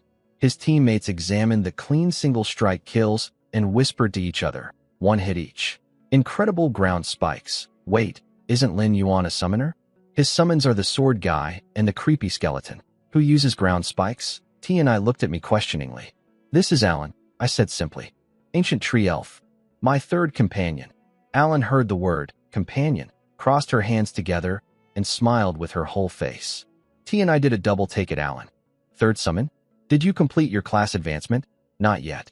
Still need 140,000 more experience. He transferred 300,000 yuan to my account, 100,000 per leaping louse. Apparently insects that escape the fortress into the real world are worth serious money. Inside the fortress they're worth basically nothing. I immediately started calculating. 100 insects equals 10 million. 10,000 insects equals. Don't even think about it, T and I said, reading my expression perfectly. They're only worth that much because they escaped containment. Inside the fortress they'd be worth 100 yuan total. My get-rich-quick scheme collapsed instantly. Before leaving, T and I mentioned that Fortress 37 might be heading toward a full uprising. All players level 20 to 30 would be conscripted. Watch your phones. I froze slightly at those words. 18 years ago, Tianfeng City's insect fortress had its last major uprising. That's the event that made me an orphan. I'd never thought much about it before. But hearing it now, one thought crystallized immediately. I'm going to destroy that fortress. Both our phones lit up simultaneously with emergency messages. Enforcement squad calling all level 20 to 30 members to headquarters immediately. T and I drove me to the professional association first since Lin Yandong had also sent an urgent message. Lin Yandong was already waiting at the door. He immediately pulled me onto Luo Yushang's jet. I'll explain on the way. The situation: a Tier 5 insect creature had been born inside the fortress. Previous uprisings never produced anything above Tier 4. This was new. Dangerous new. The military was prepared. What they needed from me specifically was bloodlust. Cast it on the military forces during combat. Reduce casualties to minimum. Lin Yandong would pay 50 million. Military Commander Meng Zhan would add equivalent equipment or skill books on top. I wouldn't need to fight. Just buff and observe. Deal, I said immediately. Though if it doesn't interfere with the military's operation, I'll have my summons participate too. Lin Yandong agreed, but warned me. The insects come in numbers measured in tens of thousands. Even strong summons could get overwhelmed. I said nothing out loud. Internally, you think your insect numbers are impressive? I have Alan's endless vitality talent giving me 10% mana regeneration per second. I am literally a perpetual motion machine for undead summoning. However many insects show up, I can match them in undead soldiers. The jet landed. We entered the fortress. Inside was organized chaos. Injured players being treated in medical areas. 500 fully armed soldiers on alert around a massive square. Cannons and crossbow fortifications everywhere. At the far end of the square, a blue crack in the air. 10 meters long. 6 meters tall. Luo Yushang looked at it. That rift is the portal to the actual insect nest. Everything beyond it is the real fortress. I looked at it. Thought about my parents. Thought about 18 years ago. And felt something settle very quietly in my chest. Military Commander Meng Zhan walked over and got straight to business. No small talk. My kind of person. He introduced his deputy, Ling Yi, level 30 Ice Mage, Fortress Combat Commander. Serious looking. Lots of killing intent. The moment I heard Ice Mage, I pulled out my S-rank Blizzard skill book. I happen to have something that might suit your deputy very well. Ling Yi was not interested initially. He already had 4 A-rank skills and 1 S-rank. Didn't need anything. Then he saw the description. S-rank Blizzard.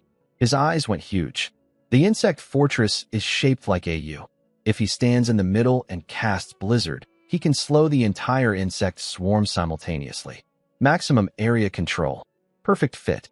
Meng Zhan pulled out 2 items from his dimensional bag without hesitation. Conqueror's Contract. 50% chance to make any monster within 10 levels of you become your summon, leveling up to match you. Requires a summon slot. Usable at level 30. Awakening Contract. Bind a skill book. Learn skills up to 10 levels above your current cap. Usable at level 40. I stared at these for a moment. Conqueror's contract means I can try to recruit a dragon if I find one. If it refuses, I'll make it understand what wishing for death but unable to die feels like. Few creatures would turn down the alternative. Awakening contract means I can use it with the Naga Empress skill at level 40 instead of waiting for level 50. Tier 7 King class summon at level 40. These are perfect, I said. Ling Yi learned Blizzard immediately. Said their defensive capability just increased by another 10%. Meng Zhan then gave me a briefing on why just attack through the rift doesn't work. Years ago, another city organized 5,000 players to push through their insect rift and eliminate the nest permanently. The insects responded by producing 5 Tier 6 creatures. 4,000 players died. The fortress was destroyed. Tens of millions of insects poured into the city. Over 1 million civilians killed. Nobody has attempted an offensive push since. The current fortress maximum is 100 players. Any more, and the insects escalate beyond control. The insects come in tens of thousands, Meng Zhan said. Individual strength is low, but the numbers are overwhelming. And if the fortress goes into full uprising mode, the rift's color changed. Blue shifted to purple. Fortress 37. Difficulty Nightmare. Level range 20 to 30. Capacity 100. Everyone went silent. Meng Zhan looked at it. It started. Meng Zhan immediately went into command mode. Ling Yi got the troops organized and moving through the rift in orderly formation. I followed them through. Inside the fortress was completely different from anything I'd seen. 5 guards stationed at the rift exit to prevent any insects from sneaking through to the real world. Walls already repaired from last night's breach. 100 players in position, all level 30, many of them veterans who'd been here multiple times. 2 guys near the left wall were chatting while one of them smoked. Hey Lao Hu, if there's a tier 5 insect today, think it'll drop a tier 5 perfect essence. The smoking one, who Sanming, level 30 archer, explained. Tier 5 perfect essence adds 500 to all stats, worth hundreds of millions. Extremely rare. Even if it dropped, regular soldiers wouldn't have enough contribution points to claim it. Just focus on farming tier 1 and 2 essences, he said. Lucky Day gets us a tier 3. That's a full gold equipment set right there. Ling Yi explained the system to me. Normal insects drop attribute crystals with 1 in 1,000 odds. 10 crystals combine into an essence. For different attribute essences combine into a perfect essence. Scale goes from tier 1 giving 10 all stats up to tier 5 giving 500 all stats. Then Ling Yi asked me, what's the range on your bloodlust? He was planning to adjust formation density based on my answer. Standard army buff skills usually cover 50 to 100 meters. I checked my mana. Actually too low to cast it myself. But Agaway has 40,000 mana. Using all of it, the range extends to, I held up 3 fingers. 30 meters, Ling Yi said, already calculating. Dense formation, we can cover most. 300 meters, Ling Yi stopped. How many meters did you say? 300. He stood there completely silent for 3 full seconds rethinking his entire battle plan. 300 meters covers the entire fortress. All 100 players. Simultaneously. Plus his blizzard to slow the insects. Plus everyone attacking at 150% speed. This is a legion skill, he said quietly, mostly to himself. This is terrifying. Insect army approaching. 5 minutes to contact. Prepare for battle. Everyone moved to position. 5 minutes later, the horde appeared on the horizon. First wave, 30 tank insects. Each one 4 meters tall, roughly the size of a truck, yellow armored shell, shaped like a walking rectangle. Tier 3 Elite. Level 25. 250,000 HP. Skills. Heavy carapace. 50% defense boost. And self-destruct. 10,000 magic damage in 20-meter radius on death. Tank insects in the first wave? Someone on the wall yelled. Ling Yi showed brief surprise, but recovered instantly. Priority target. Tank insects. Do not let them reach the wall. I looked at 30 truck-sized insects lumbering toward us, and thought one thing. I'll go away. It's time. First wave went smoothly. 30 tank insects deleted before reaching the wall. Then 5,000 leaping lice ran into Ling Yi's freshly learned blizzard and basically ceased to exist within 6 seconds. Everyone started discussing the S-rank spell. Ling Yi kept a straight face, but his eyes were clearly very pleased with himself. 10-minute break to collect loot. Attribute crystals scattered everywhere. Everyone rushing around collecting. My contribution score, 0. I did nothing. I asked Ling E how many waves total. 9 waves based on previous patterns. A boss appears every 3 waves. He turned to look at me with the expression of someone delivering a gentle reality check. This is different from a regular dungeon. You can solo a regional nightmare dungeon, but here, individual strength doesn't matter against insect numbers. Even you would struggle against a single wave. You're right. It's different, I said, smiling without elaborating. Because what I was thinking was, in a regular dungeon, there are terrain limits. Here there are no limits. I can summon undead indefinitely, with Alan's endless vitality giving me 10% mana regeneration per second. I am literally a perpetual undead machine. Given enough time, I could field a million skeleton army, but currently there's no reason. Regular insects give no experience. Low-tier attribute crystals block you from using perfect essence later. I want the best version or nothing. Wave 2 approaching. Prepare for combat. 3 times the previous numbers. 100 tank insects. 10,000 leaping lice. Alan tugged my sleeve quietly. Master, I hate insects. Can I kill all of them? Her eyes were glowing green. If I said yes, she'd jump off the wall immediately and transform into a war-ancient tree in the middle of 10,000 insects. Not yet, I said. You're the ace. Let the regular players handle the small stuff. You come in when things get critical. Alan immediately brightened completely. Master, are you tired? Let me give you a shoulder massage. She started massaging my shoulders on the fortress wall. Every nearby player turned and stared with pure envy. Who is this guy? You don't know? That's Lin Yuan. Solo cleared the regional dungeon. Wrote the dungeon guide. Got the Blood Ring Arena installation crystal. Wait, the guy who solo deathmatch cleared 5 consecutive rounds, including a glory gladiator. That's him. Someone asked the obvious question. He's only level 20 though. Hasn't even done his class advancement. What's he actually here for? Right on cue, the tank insects entered attack range. The players opened fire. 3 times the previous numbers. Too many to eliminate before wall contact. The defense line started straining. I raised my hand and called Agwe. Bloodlust. Full coverage. Agwe cackled and burned 40,000 mana in 1 second. Red light washed over all 100 players simultaneously. Movement speed, attack speed, casting speed, all up 50%. Immediately, every single player felt it instantly. The tank insects that were about to reach the wall started getting eliminated twice as fast. The guy who asked what I was here forgot his answer about 4 seconds later. When Bloodlust hit, everyone simultaneously, the entire fortress lost their minds. What is happening to me? Am I possessed by a god? With 50% increased speed across the board, the mages became spell-casting machine guns. 100 tank insects eliminated in under 10 seconds. 10,000 leaping lice came charging and lost half their numbers before reaching the 50-meter mark. Total cleanup in about a minute. When Bloodlust expired, everyone got the same dejected expression simultaneously, like someone had just taken away their favorite toy. Then every head turned toward me. That was Lin Yuan. Now I understand why he's here. One person just doubled the output of the entire fortress. Ling E quietly gave me a thumbs up.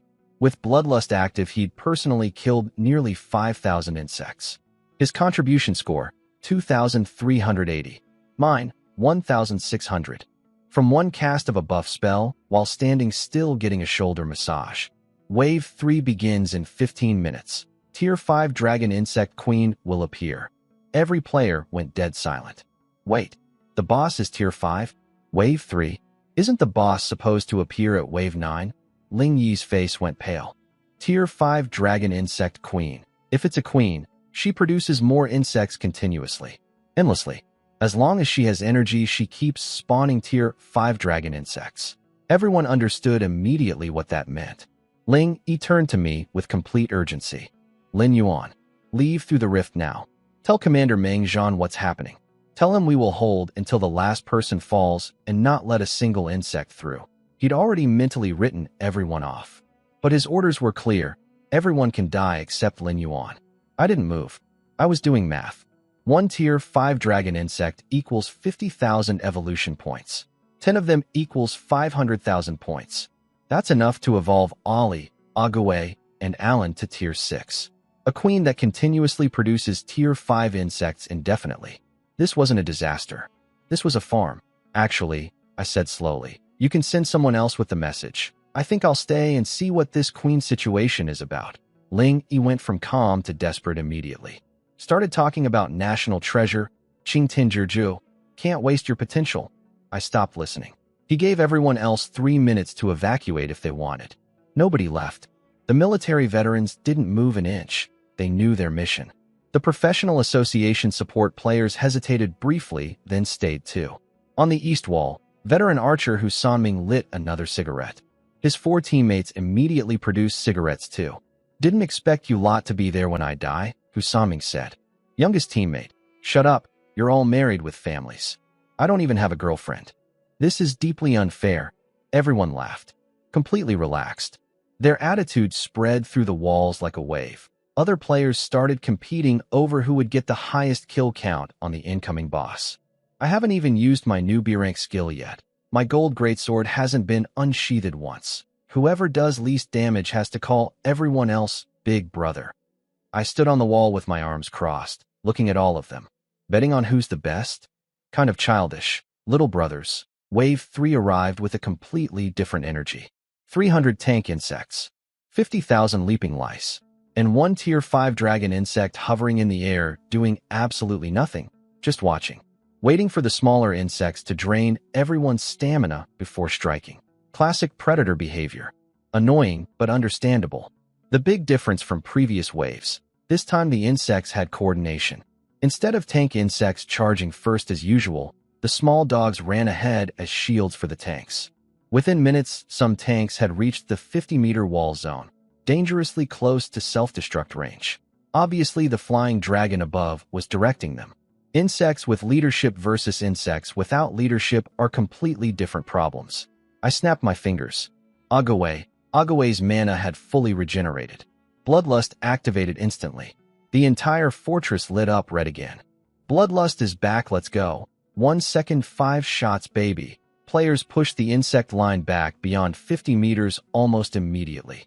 The dragon insect saw this, decided enough waiting, and came screaming toward the fortress. Wings buzzing so loud you could feel it in your chest. Closed the distance in under 10 seconds. It was fast. Ling Yi kept trying to land slow effects, but the dragon dodged or used its speed burst skill to shake them off immediately. Every time he lined up a control spell, it had already moved. It slammed into a warrior on the wall. Guy survived only because he burned a survival skill in time. Half a second slower, and he'd be dead. Ling Yi was running out of options. I walked up behind him. You handle the ground insects. I'll deal with the dragon. Can you actually hold it? He asked, genuinely uncertain. Hold it. I shook my head with a slight smile. Ollie. From that moment, the question wasn't whether I could hold the dragon. The question was how many pieces it would be cut into. Ollie stood with his sword in one hand, the epic flame blade war banner on his back, eyes tracking the dragon's flight path, calculating timing. Agawe watched for about 2 seconds, then thought, why are we waiting? He raised his hand. Death grip launched. Thick death energy wrapped around the dragon mid-flight. Come here. The dragon got yanked directly in front of Agawe. Agawe bonked it on the head with his stick. Minus 14,600. New personal damage record for Agawe. Against a tier 5 target. He was very pleased. Ling Yi was about to shout. Everyone focus fire on the dragon. Silverlight. Gone. Minus 2,239,200 critical hit. Ling Yi's mouth stopped working. The word, dragon, got stuck in his throat. Second flash. Ollie teleported behind it. Minus 2,198,700 critical hit. Tier 5 dragon insect killed. Tier 5 agility essence X1. Evolution points 50,000. Dragon dead. Without coordination from above, the tank insects and small dogs immediately became disorganized chaos again. Hey, I called to Ling Yi. Focus. Keep fighting. Right. He snapped back to reality and resumed commanding. His eyes stayed shocked for the next several minutes. Those 2 flashes of light kept replaying in his head. 10 minutes later, the last small dog died, and everyone looked at me again. Did anyone else see that? The dragon got 1 shot. 2 hits. 200 million damage each.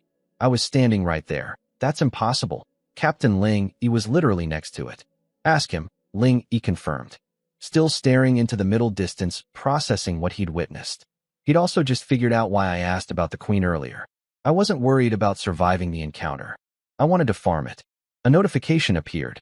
Only I could see it. Dragon insect eliminated in under 1 minute. Extermination mode available.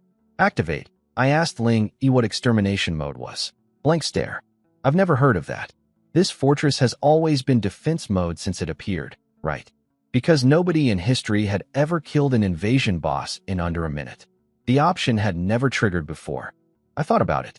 Extermination mode probably meant push forward and permanently close the rift. No more fortress defense rotations. No more insect uprisings terrorizing Tianfeng City. Possibly create a permanent large-scale dungeon. Risk, everything comes at once. Could be ugly for the 99 other players. I stood up. Agaway materialized my white bone throne. I walked up the bone staircase and sat down, looking at everyone from above. I'm activating extermination mode. Anyone who wants to stay, stay. Anyone who wants to leave, go now. 10 seconds. 10 seconds passed. Nobody moved. After watching Ollie one-shot a Tier 5 creature with casual elegance, these players would follow me anywhere. Husaming crushed his cigarette, butt, and grinned. Boys, time to become heroes of Tianfeng City. Everyone follow my instructions exactly, I said. Whatever I tell you to do, do it. Clear, clear, 100 voices simultaneously, including Ling E, who had completely forgotten he was supposed to be the commander here. Activate extermination mode. The war fog around the fortress lifted instantly. A miniature map appeared in my hand showing the entire insect nest. White dots, over 500,000 Tier 1 leaping lice. Gray dots, over 300,000 Tier 2 spine snakes. Yellow dots, 100,000 Tier 3 tank insects. Brown dots, 3 total Tier 5 dragon insects including the queen. Extermination mode active. Kill Tier 5 dragon queen, Marabi, and close the rift within 6 hours. Failure results in the rift upgrading 1 level. The rift behind us slammed shut. Outside, Mengzhan watched the rift close and immediately went pale. What just happened? Then Luo Yushang pointed at the map that had appeared where the rift used to be. A glowing light display showing the entire interior of the nest. 100 green dots in one corner. White, gray, and yellow covering 99% of everything else. Lin Yandong's eyes lit up. Lin Yuan triggered some kind of mechanism. Defense mode flipped to attack mode. They need to push through to the final boss, kill it. And if they succeed, he looked at the skull marker at the map's end. They might actually permanently close Fortress 37. Outside, Luo Yushang and Lin Yandong both said simultaneously that failure wasn't possible. Mengzhan didn't understand their confidence and filed a report to his superior anyway. His superior, Eastern Province Commander Liang Chuan, replied with one word. Wait. He happened to be meeting with Mu Tianqing at that moment. Showed him the report. Mu Tianqing read it and smiled. The more dramatic it is, the better my eye for talent looks. Back inside, everyone was studying the map, trying to figure out the best route. Left path, 500,000 Tier 1 leaping lice. Middle path, 300,000 Tier 2 spine snakes. Right path, 100,000 Tier 3 tank insects. All paths lead to the Dragon Queen at the skull marker. While everyone else analyzed routes, I pulled Agaway aside. Your turn. Agaway had been waiting for this moment since Alan evolved before him. He was cackling before I even finished the sentence. 50,000 evolution points consumed. Agaway advances from Tier 4 Bone Knight to Tier 5 Soul Knight. Death energy poured into him. His soul fire blazed brighter. He emerged wrapped in white bone rings he'd formed into full body armor using his bone armor skill. Cool looking. Extremely defensive. New skills acquired. Soul Harvest, racial. Kills collect souls. Each soul adding 10 skill damage. Stacks indefinitely for 24 hours. Gate of the Undead, SS rank. Open a portal to the Undead realm, summoning 1,000 undead creatures per second of any type below 2 tiers of his own. Costs 1,000 mana per second. No cooldown. I laughed very loudly when I read that. The insects think their strength is numbers. I have 2 gates of the undead. Open the gates. Both of them. 2 massive blue portals appeared 50 meters in front of the fortress, each one 20 meters tall and 30 meters wide. Thousands of undead marched out every second. Mostly Tier 3, some Tier 4 mixed in. 10 seconds, 20,000 undead assembled. My endless vitality talent gives me 10% mana regeneration per second. My mana recovers 1070 per second. The gate costs 1000 per second. I literally regenerate faster than I spend. Agawe's 8000 intelligence gives him 800 mana per second plus his mana stone.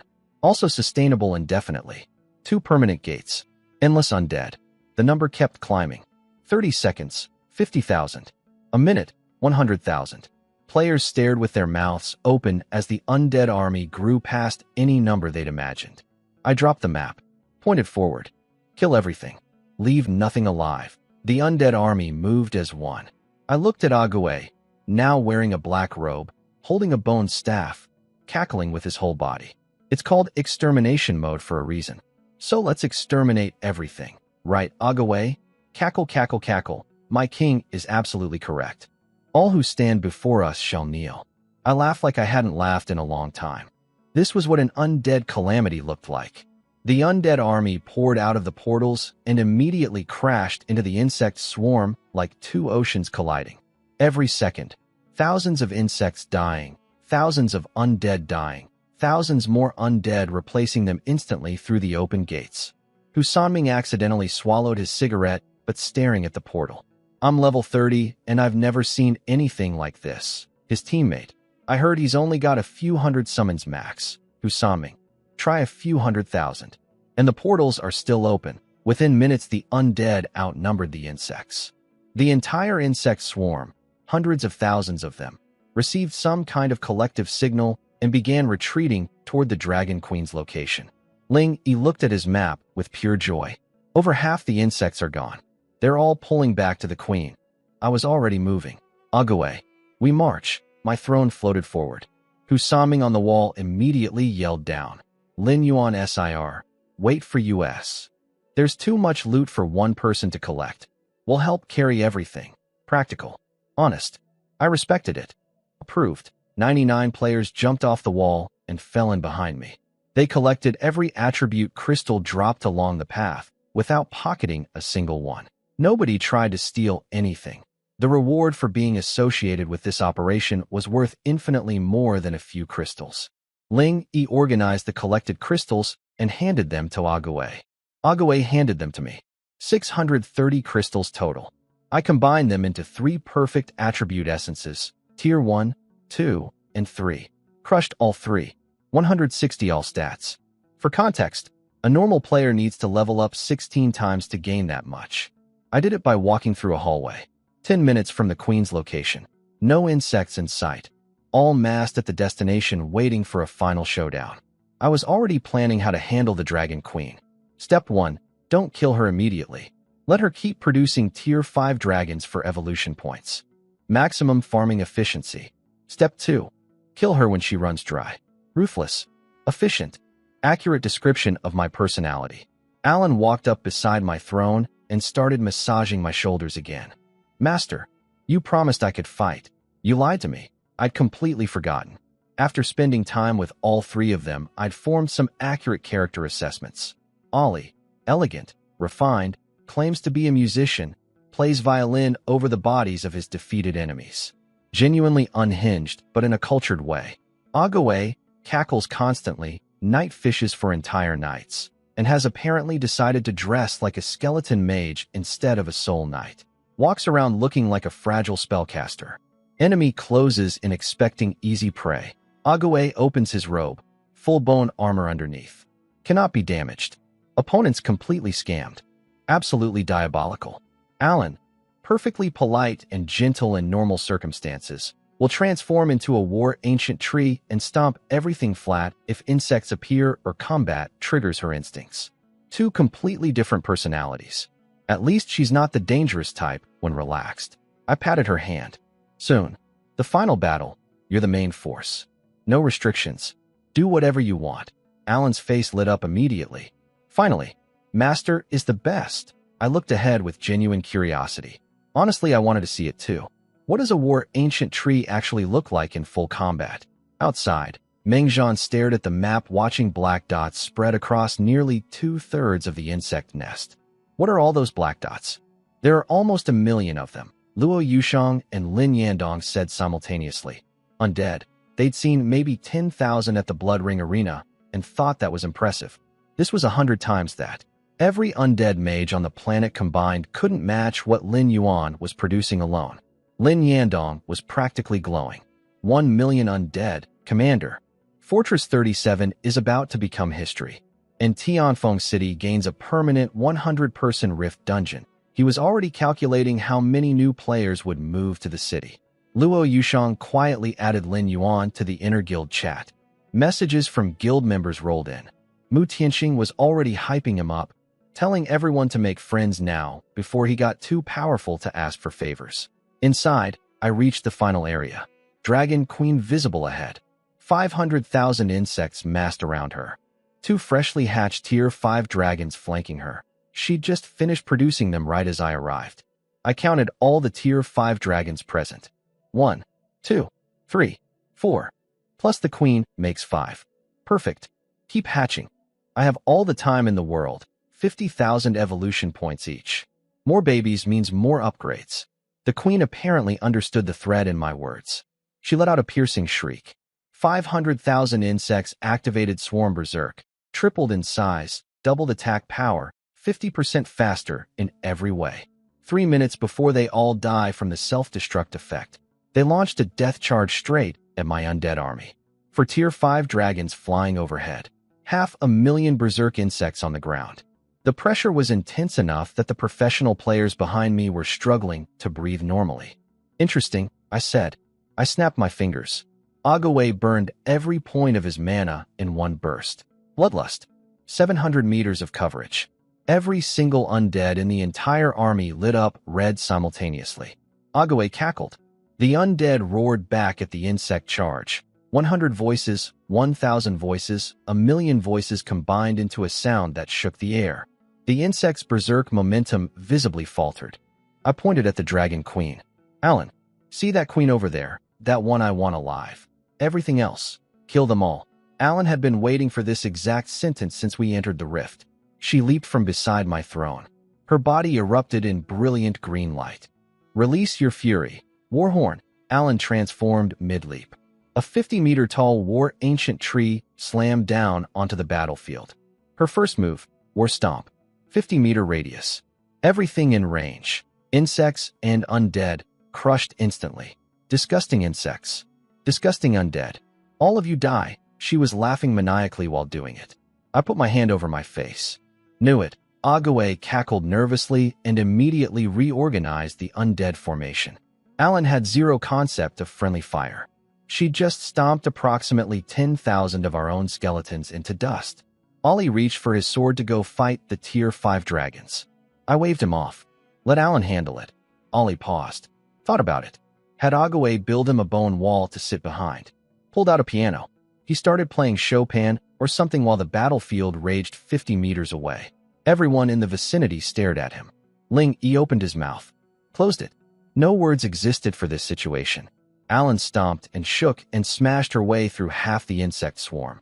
Her great earth tremor hit 94,000 damage per second across a 50-meter radius. Each stomp triggered minor earthquakes.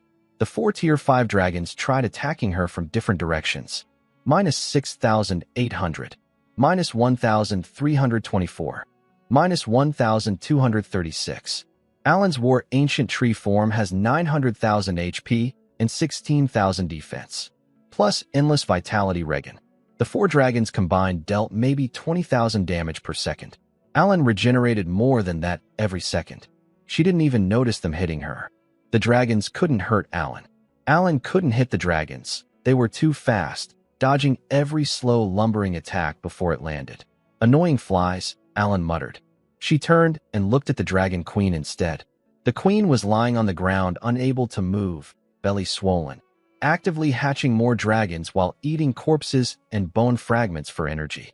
Alan, I said, capture the queen. Keep it alive. Alan's eyes lit up. First real mission. Absolutely must succeed. 3 massive strides crossed 100 meters instantly. Anything that tried to block the path got war stomped into silence. Alan reached the queen and raised a fist the size of a 2-story building. Crushing strike. Minus 300,000 damage. The Dragon Queen screamed. Her head nearly split open. The 4 escort dragons screeched and dove at Alan simultaneously, their bond to the queen overriding any self-preservation. Alan ignored every hit, kept punching. The queen's 5 million HP dropped below 2 million. Meanwhile, Ollie was playing piano, behind a bone wall, on an active battlefield. Nobody said anything about it, because nothing about today was normal. The queen finished hatching 2 more tier 5 dragons mid-beating. Her belly cracked open, producing them even while taking massive damage. Alan ignored the new arrivals and kept hitting. Queen's HP, below 1 million. The queen finally regained mobility, dragging her shattered body into the air. Looked at the battlefield. 500,000 insects reduced to under 100,000. Undead everywhere. Escape impossible. Fighting impossible. One option left. She bit down on a football-sized green orb that had appeared in her mouth. Devouring Seed. Epic item. Activates insect absorption gene. Consume allies to gain extreme power temporarily. Death in 30 minutes. The queen was going all in. The queen swallowed the devouring seed. A second mouth grew from her tail and immediately ate one of her own dragon children. I lost my composure instantly. Stop her. Those are my evolution points. All 3 summons moved simultaneously. Ollie, Alan, and Agwe all understood perfectly. Fewer dragons means later evolution for all of them. Completely unacceptable. Ollie activated Heroic Charge, vaulted up Alan's arm, landed on her shoulder. Throw me. Alan threw him. The Dragon Queen saw Ollie coming and screamed. She'd felt her first child die to those exact 2 flashes of light. She knew what was coming. She opened the tail mouth to maximum width and called her remaining children home immediately. Ollie's one flash caught the slowest one mid-flight. Minus 2,329,200. Minus 2,147,890. One dragon cut into 4 pieces. The other 5 made it into the queen's tail before the second slash landed. 50,000 evolution points. 1 tier, 5 strength essence. I slammed my armrest. My 250,000 evolution points. The queen absorbed all 5 children plus the remaining insects who sacrificed themselves willingly. She transformed. Mutated Dragon Queen. Level 39. 12 million HP. Attack 90,000. New skills. Wing Strike, dealing 100,000 physical damage. Split into 2 bodies at 30% HP. And Death Berserk, tripling size and doubling everything for 3 minutes before exploding. She activated Death Berserk immediately. At this point, 30 minutes or 3 minutes made no difference. She was already dying. Might as well go all in. Her eyes locked on me. Some instinct told her, kill the weak human in the center and the army collapses. She moved at near teleport speed directly toward my throne. Ollie stood in her path. Dark demon wings spread. Blood-red eyes. Listen. To extinction and silence. Alan stood beside him. 50-meter war ancient tree. Arms raised. My fury is beyond your comprehension. Agwe had built a complete white bone great wall behind them both. Cackle, cackle, cackle. To reach our king, you must first walk over our corpses. 3 summons. 3 walls. Each one harder than the last. The professional players behind me were quietly praying for us and suggesting I move to safety. Lin Yuan, the queen will self-destruct in 3 minutes anyway. Just wait it out from a safe distance. 3 summons can definitely hold for 3 minutes. I looked at the queen charging toward us. Tilted my head. Smiled slightly. Dying struggle, I thought. That's exactly what this is. Ollie. Alan. Agwe, stand down. I stood up from the throne. Right hand spread wide. A 10-meter white bone hand materialized in the air, the white bone throne reshaping itself into whatever form I imagined. I added hellfire, blue flames coating every surface of the bone hand. Then I checked Soul Harvest's accumulated count. 921,870 souls. 920,000 insects killed. Each soul adds 10 to skill damage. I fed every single soul into the flaming bone hand simultaneously. 920,000 souls poured in at once. The air around the hand erupted into a soul storm. The sound of 920,000 dying voices merged into something that wasn't quite sound anymore. Everyone on the battlefield went completely still. The mutated queen moved at near teleport speed. Too fast for Ollie's slashes to connect. Too fast for Alan's massive arms to grab. Even Agwe's death grip couldn't hold something moving that quick for long. so I told all three of them to step back. The professional players behind me started panicking. Why is he sending them away? He's going to fight it alone. The queen was equally confused. The weak human dismissed his three powerful warriors voluntarily. That made no sense. She decided it didn't matter and launched directly at me. Wing strike. Minus 100,000 damage. My undead army absorbed it. I didn't flinch. My turn, I said quietly. Right hand pressed down. Left hand activated death grip. Black death energy wrapped around the queen, forcing her to attack only me for 3 seconds, unable to flee. The 10-meter white bone hand descended from above and slammed her head, pushing her back. I turned to Alan, who had returned to her gentle, normal form. Alan, have you ever seen fireworks? She looked confused. I closed my fist. The bone hand, coated in hellfire, loaded with 920,000 souls, adding 9,200,000 bonus damage, detonated. Minus 14,120,000. The explosion lit up the entire battlefield. 920,000 soul fragments ignited in hellfire, scattering across the sky like blue-green sparks drifting slowly in every direction. The mutated queen's body disintegrated. Blue flame traces hung in the air where she'd been. Ollie immediately produced his violin and began playing something gentle and melancholic. Alan started swaying to the music. Ague and a million undead knelt in unison facing me. I leaned back, laughing with my hand over my eyes. This was art. Genuinely.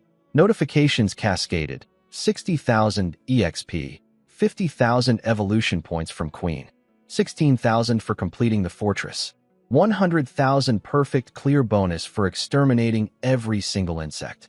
Nightmare Conqueror title upgraded to Nightmare Ruler. New effects. Permanent 30% damage boost in all Nightmare and below dungeons, and dungeons now have a chance to generate Hell difficulty. I stared at that last part. Hell difficulty.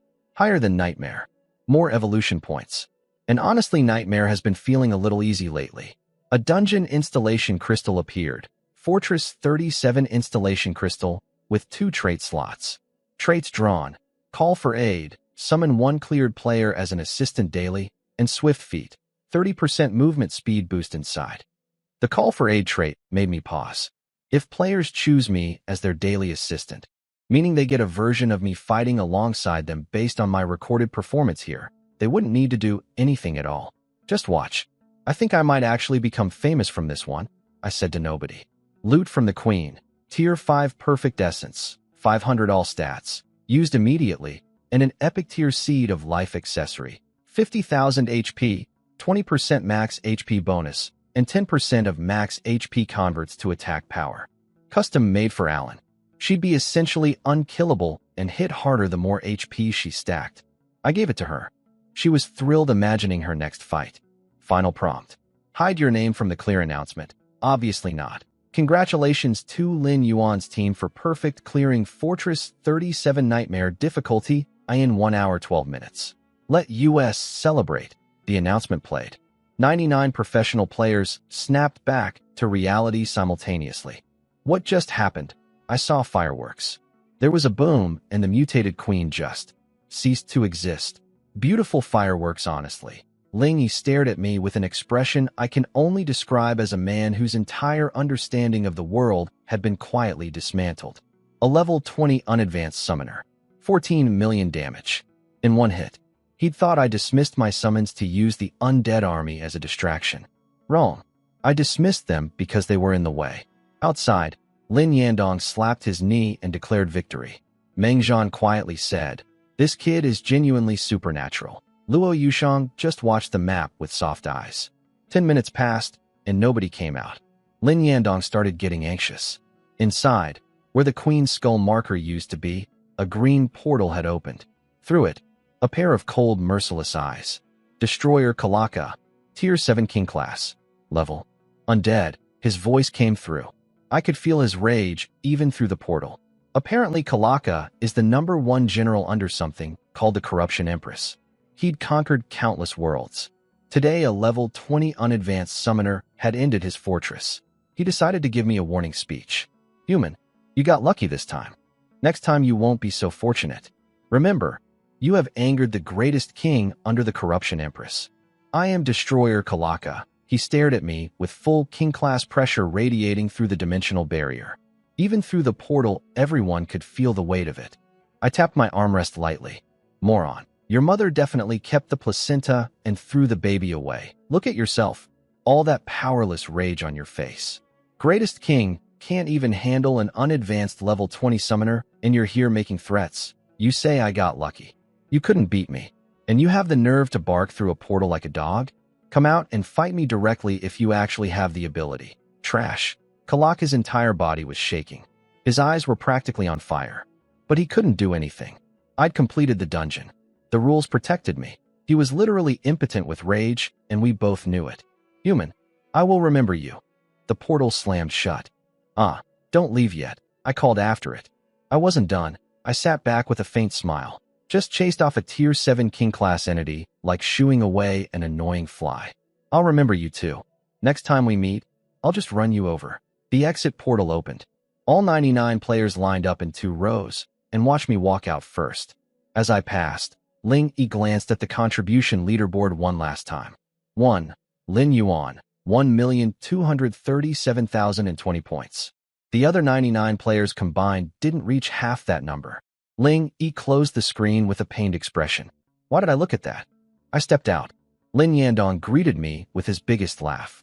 Lin bro, you finally came out. The news of you perfect clearing Fortress 37 is already on the desks of 2 of the biggest names in the Eastern Province. He explained that the regional military commander and the provincial governor both wanted the strategy guide for perfect clearing insect fortresses. Not demanding, just asking through Luo Yushang if I'd be willing to share. Luo Yushang relayed the request. Would you be comfortable sharing the method? Of course, I said immediately. There are over 40 insect fortresses in the country alone. I can't clear them all myself. The sooner others can do it too, the better. Luo Yushang looked at me with a slight smile. Sometimes I actually have decent priorities.